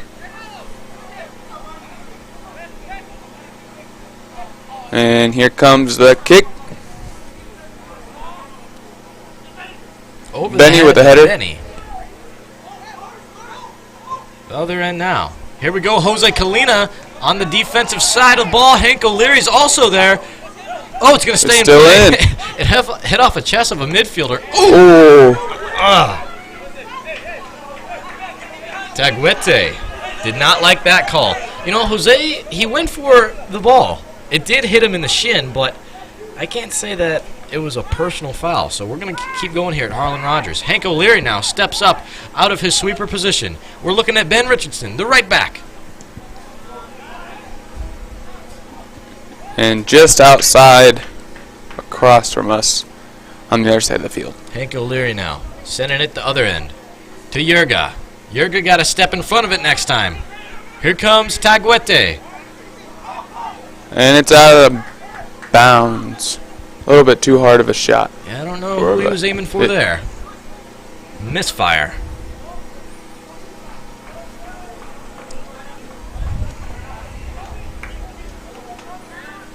And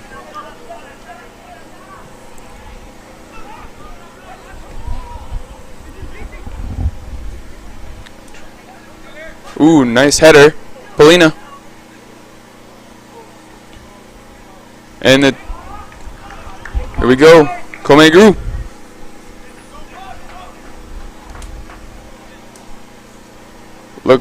Looking for a drop kick.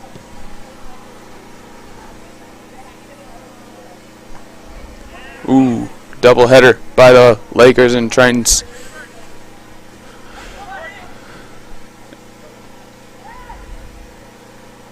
And ooh, small little header. And currently the Lakers have the ball. They're taking it down the rest of the field. Their opportunity to score.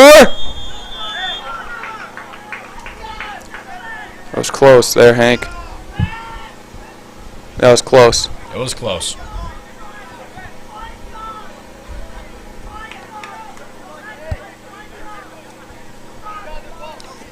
Currently just under 20 minutes remaining here of the game.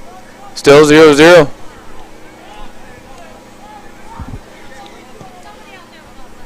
Despite the score being 0-0, a lot of tension so far, a lot of excitement. Each side has attacked. The Tritons have about 3 shots on goals compared to 6 of Iowa Lakes. Sent down to Menendez. Menendez going to let it roll to the goalie. Komegru going to take his time to pick it up. Once he picks it up, he's got just about 8 seconds to boot it. He was playing with him a little bit.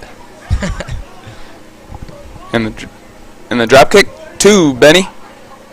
And a header by Benny from the Tritons. Tariq Ganga.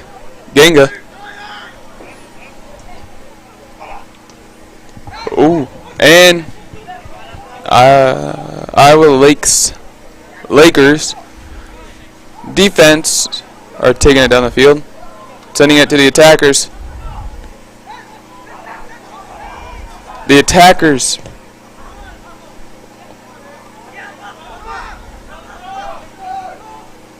And currently juggling the ball, trying to get open, and then he gets open.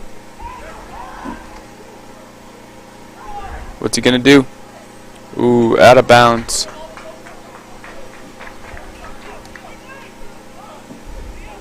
Nohar looking to go out there for the corner kick.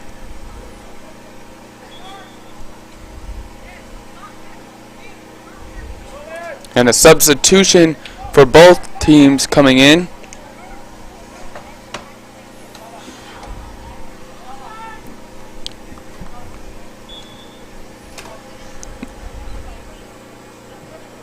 Fifth corner kick. Fifth time the charm? No, sir. Giovanni Kashan now is with it. He's going to go to the line and send it out and into the crowd.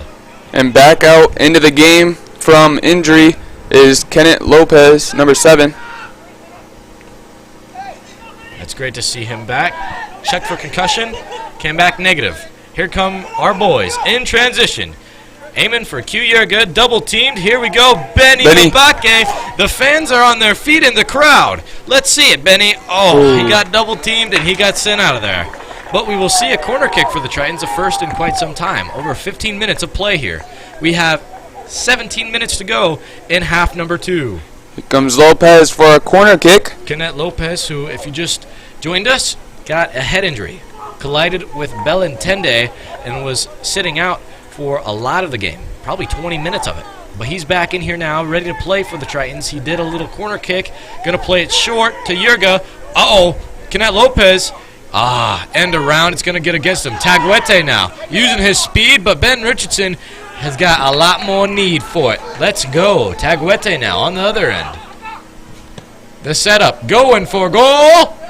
Oh, trying to saved by Komegru. Trying to throw the goalkeeper off guard, but Komegru is way too smart back there.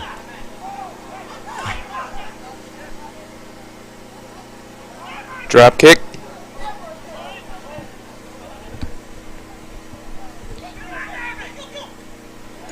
Gonna hit Narvis Bent now. Playing it back. Oh, and it goes under the leg of Yerga. Oh, a shove after the play. Was called dead.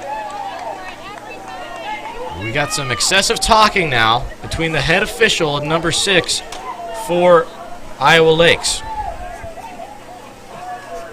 Jose Boigo.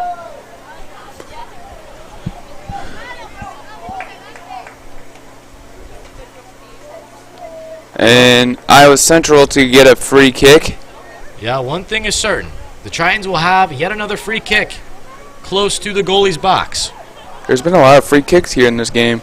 That's by what the Iowa Tritons have Central. dominated so far. You know, Iowa Lakes, they maybe have the lead so far if they haven't fouled so much. The Tritons have had a lot of opportunity to go for goal. There goes Tommy. Tommy Palaci. Almost put it in the back of the net, but no. 15 minutes to go in the second half. Let's see how this one concludes. You're listening to Hank Ambrose and Derek Cudd from Triton Nation. Just under 15 minutes here remaining. Iowa Central ball.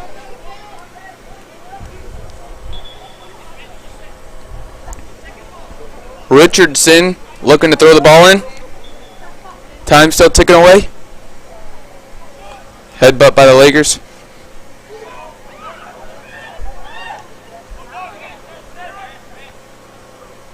Lopez. Palachi.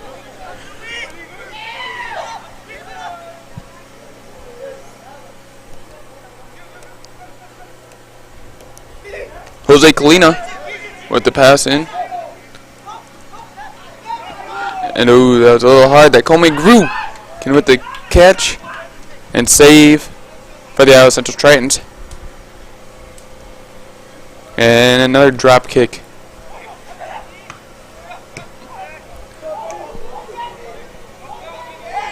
Ben getting through, making his way open. Colina with the header. Oh, many headers in a row right now.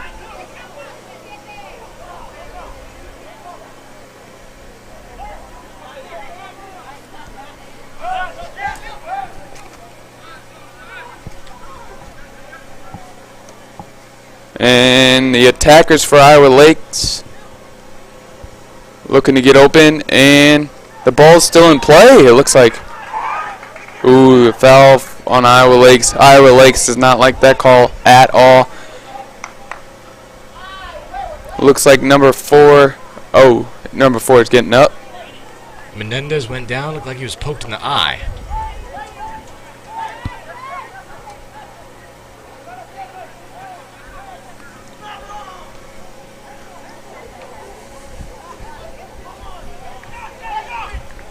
Richardson. Ooh. Iowa Lakes defenders pass it up the field to the attackers.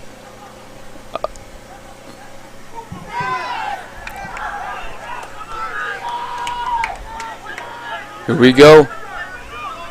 Iowa Lakes. Pass it back to their defenders. Up to their attackers once again. Q Viega looking for the steal, but Palachi.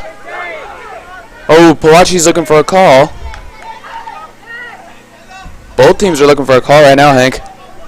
Yeah, they're looking for it. They need to just focus on soccer. That's how I feel about it. Big kick into Kome Griu's end, but it's going to get away from him.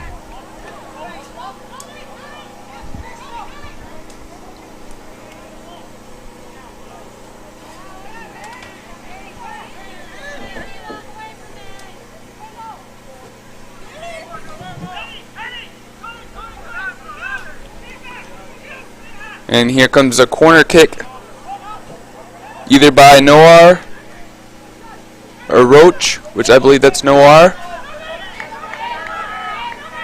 Yep, Noir with the corner kick. Hey, number 8! Number 8!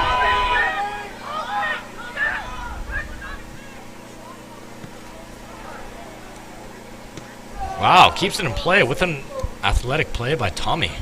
Extending his leg. It did eventually bounce out, but way to keep it in, jeez. Showing off that ballerina effect he had earlier. 10:45 to go in the second half. Still 0-0 here, Hank. It's getting close. It still is close. Lots of attack on Iowa Lake's end. It's going to be exciting to see how this game comes to a conclusion. Yeah, because the good thing is that this game remains close, because that means it's a good game, and also that they keep on getting shots to score. Yeah. And the defense keeps on stopping them, so they both have good defense and offense.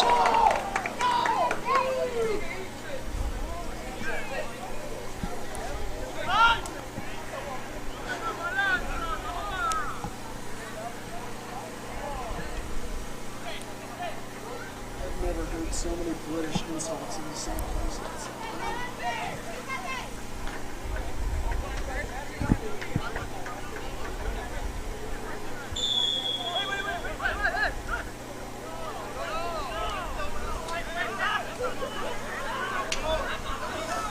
Komeguru asking for a better wall. We only have 3 men on the on the side.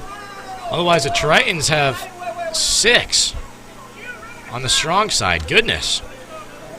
Hopefully, they're wide enough. Komeguru's ready to catch it, though. Look at his stance. He's like, I'm ready. Oh, he didn't even need to block that. That thing's far gone.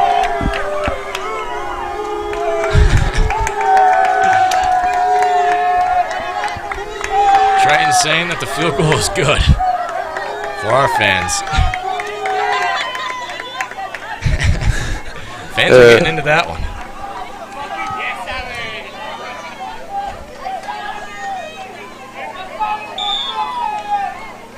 Here comes Komeguru.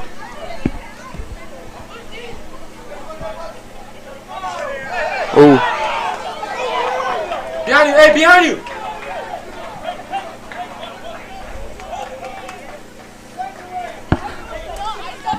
Ooh, Ooh, Benny went for a header but didn't connect.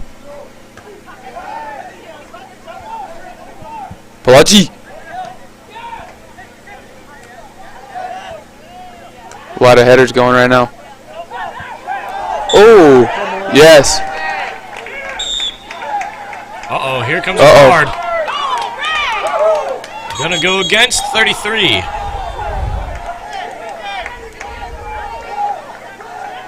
He's sending him back. Can't be back talking the ref. That's a big one. It's gonna go against 33 once again. That's Morris Dugan.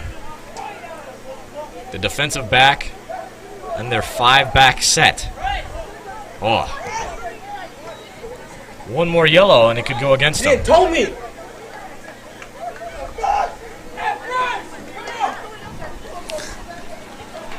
Here we go. Who's going? Lopez? Who's going for the kick for Iowa Central? Lopez or Kalina?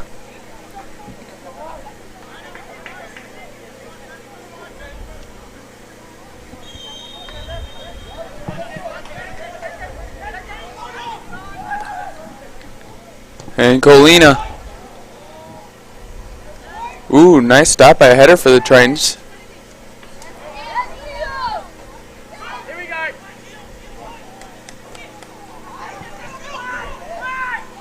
Oh, swinging. Uh-oh, here we go. Tangled up for the Tritons. The Stripes are running now. Wow, great interception that time by Ben Richardson. Oh, high-speed collision. Yurga gonna step in, stab, and steal. The defenders for Iowa Lakers. The midfielders. The attackers.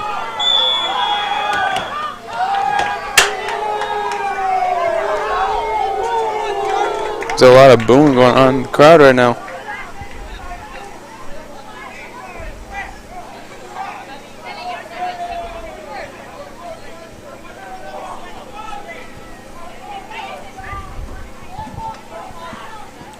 Six minutes and 40 seconds left remaining here in the game. Still with the score 0-0. Hate to say it, but I think we're getting some overtime. Benny stepping up and stepping in. Q Yurga almost stepped in and got that as well. Tyreek Ganga with the save for the Lakers. And Gru looking for a good opportunity to get a drop kick in here. He found one, he believes.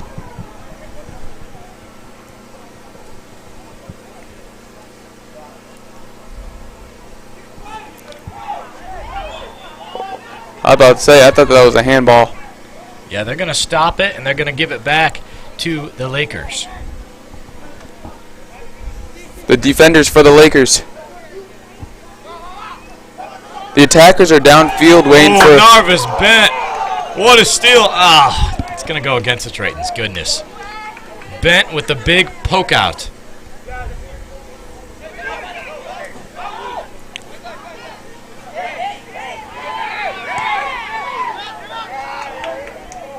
There's Benny. Oh, Benny. Ah. Oh. Tried to finesse him, but a little bit slow on that one. Whoa. That's a high one. Looked like it was jumping on a trampoline there, Derek. Ooh. Wow, Jose Kalina.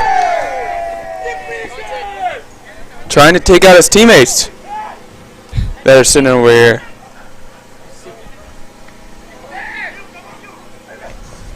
Oh, Narvis bent with the header. Step in front of it now. Kenneth Lopez. He's going to get there. No, he won't. Narvis bent now. See what you can do. Let's go. So you're going to get there. Oh, going to stab for Palachi. It's working back the other end. We're looking at Bent. Someone's got to step in front of one of these guys. They're attacking. They're moving.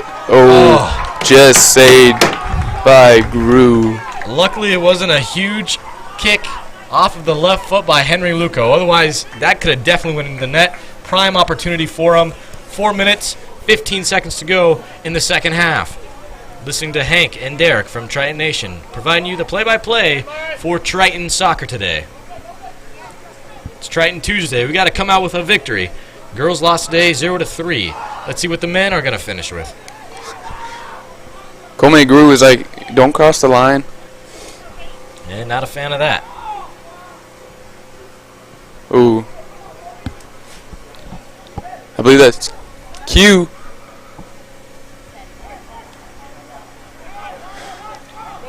Teguete now. He's moving with it. Playing it back The down. Lakers attackers. Going to Luca. Henry Luca in the corner. Oh. Tell you what, he must have been too intimidated by Jose Kalina because he came stomping, roaring, and the ball went straight out of bounds. Back into the possession of the Iowa Central Tritons.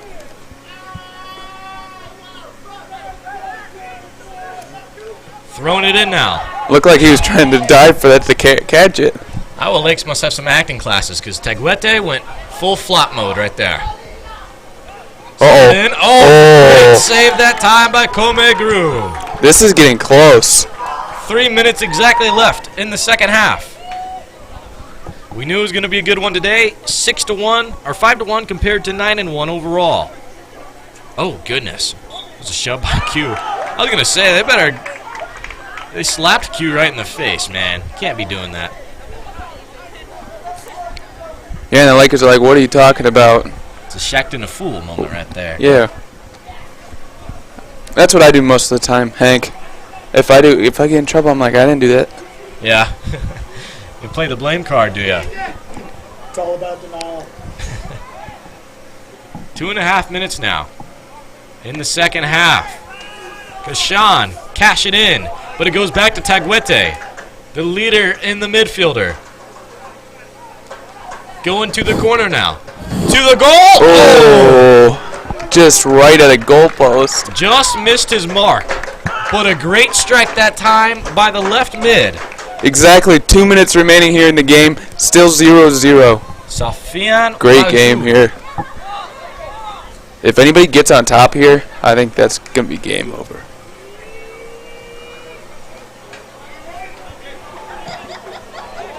Oh, Gru.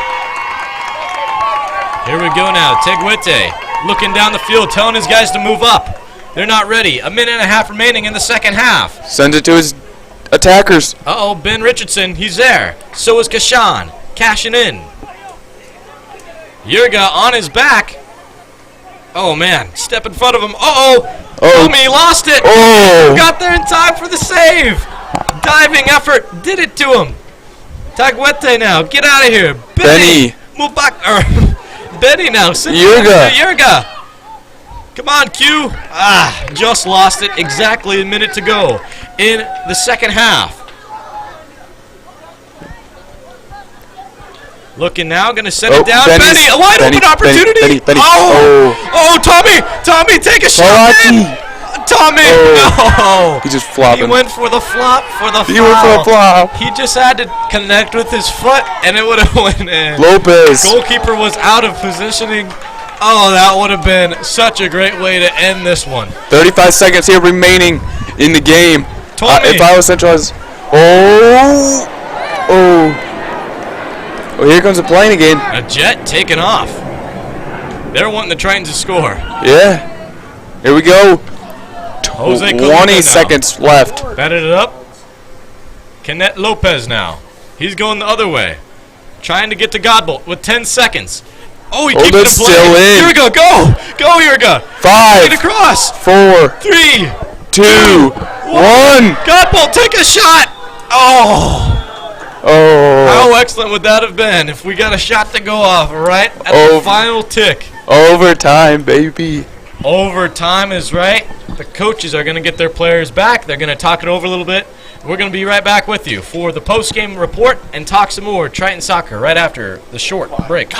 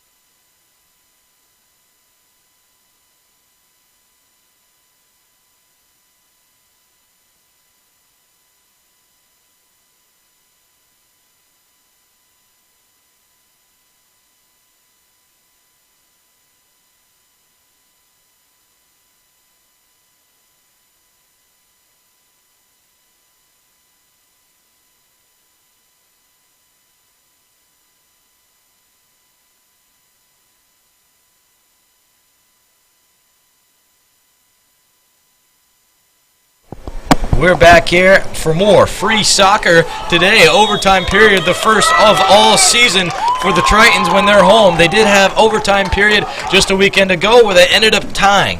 How this is set up, we'll have a 10-minute period, and then following that, if there's no score, a 2-minute break. Following that, it will be yet another 10-minute period. Golden goal, that means the first to score will win this contest. The Tritons are battling. They're wanting to win. They really want to win, especially after the girls went down 0-3 today against Iowa Lakes, and now the guys are going up against the same team just on the men's side. Agustin Menendez to boot it out of play. You're listening to Hank Ambrose, joined alongside Derek Cudd from Triton Nation. Thank you for tuning in from everywhere. At least everybody here gets some free soccer. Here comes a corner kick, the first of the overtime period by Louis Nahar. The guys are setting up. Here comes Nahar on the kick. It's booming, it's up, it's away, and great header that time by Kenneth Lopez going to the back of the goal. Oh, Comegru.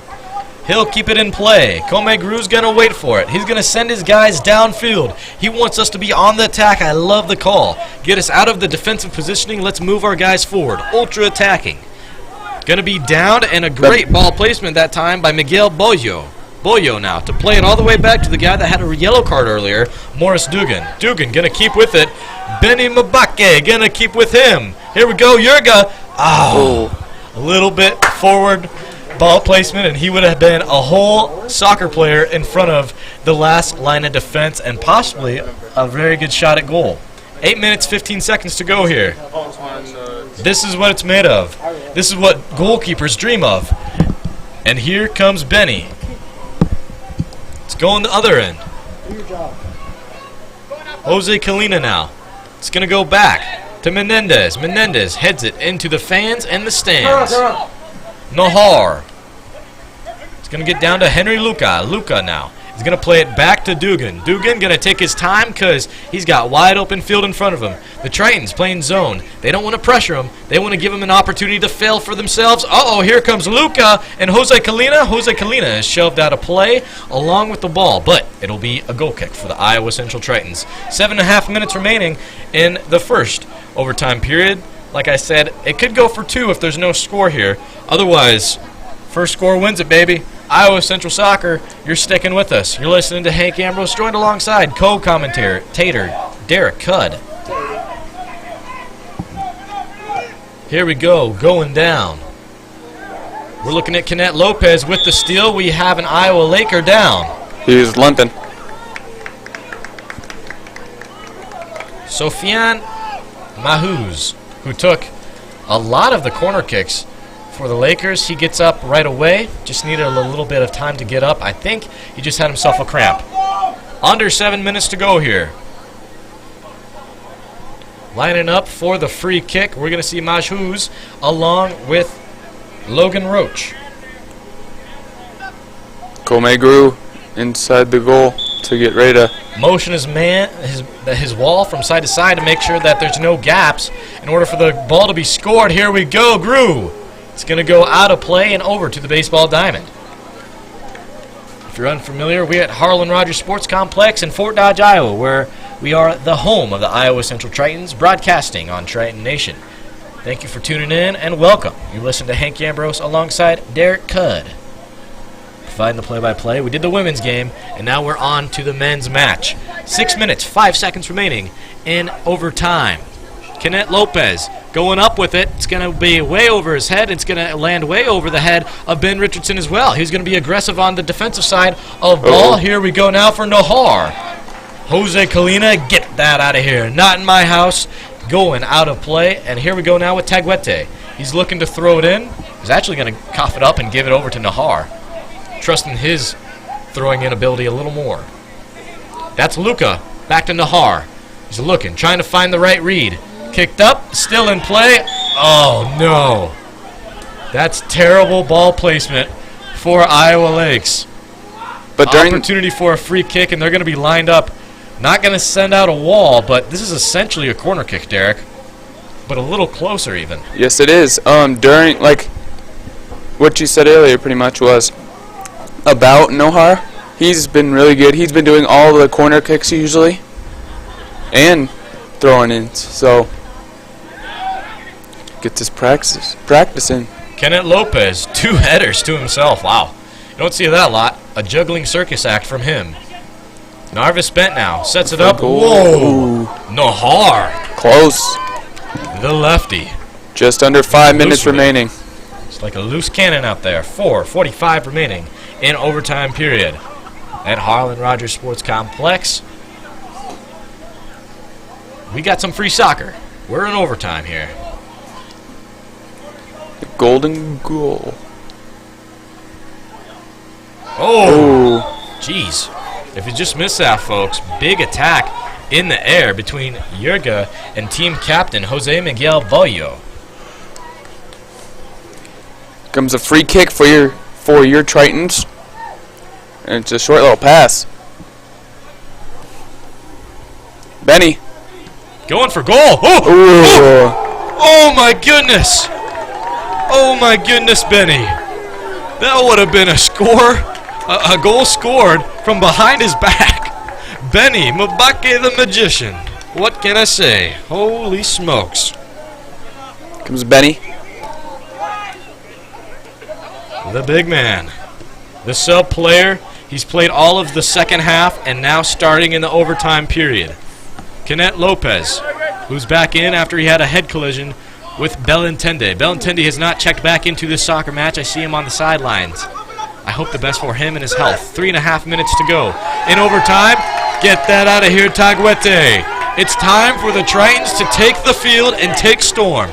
Jose Kalina to throw in. Let's go down the field, gonna play it short. Oh, Tommy Palaci. 3 minutes and 13 seconds remaining here. In overtime, number 1. Tritons shoot themselves in the foot. Tommy Palaci is going to be waking up by one of those sweaty sleeps later tonight, wanting that one back.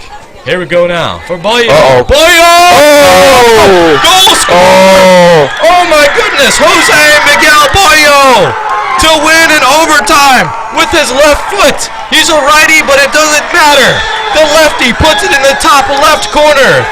Went full bends on him. Whoa. Holy smokes! Jose Miguel Bollo. The boy all the way from Iowa Lakes. The Iowa Lake Lakers upset in overtime. Oh my goodness. Komegru laid out for his full action to save that, but that was one of the best strikes I have ever seen. With his non-dominant foot, goes all the way up. The team captain goes to the top left corner and to the back of the net. Goal scored, and that'll be it, folks. That'll do it. The Tritons gonna lose twice today. 1-0. Once again, what a goal by Jose Miguel Bollo. Oh my goodness. Your jaw still dropped to the floor. Let me pick it up for you, Derek. Jeez. Oh, thank you. Wow. Can you believe that? I cannot. Heartbreaker for the Iowa Central Tritons. It was so much fun to watch today. Beautiful day to play soccer. You know, it really was. I'm really happy the girls got to come back today and play at home. It's been over 2 weeks since the women's team had a home game. They came out maybe a little unprepared at Harlan Rogers. They lost 0-3, and now the boys are going to lose 0-1. Props to Iowa Lakes. Also, I'd like to thank them for coming out and being the guest today. The Iowa Central Tritons were excellent hosts today. Lots of sportsmanship. The men's game got a little chippy at the end, but when a game is that close, you know, it's more than likely going to get a little physical. So that happens, but all around, I think that it's been a great game.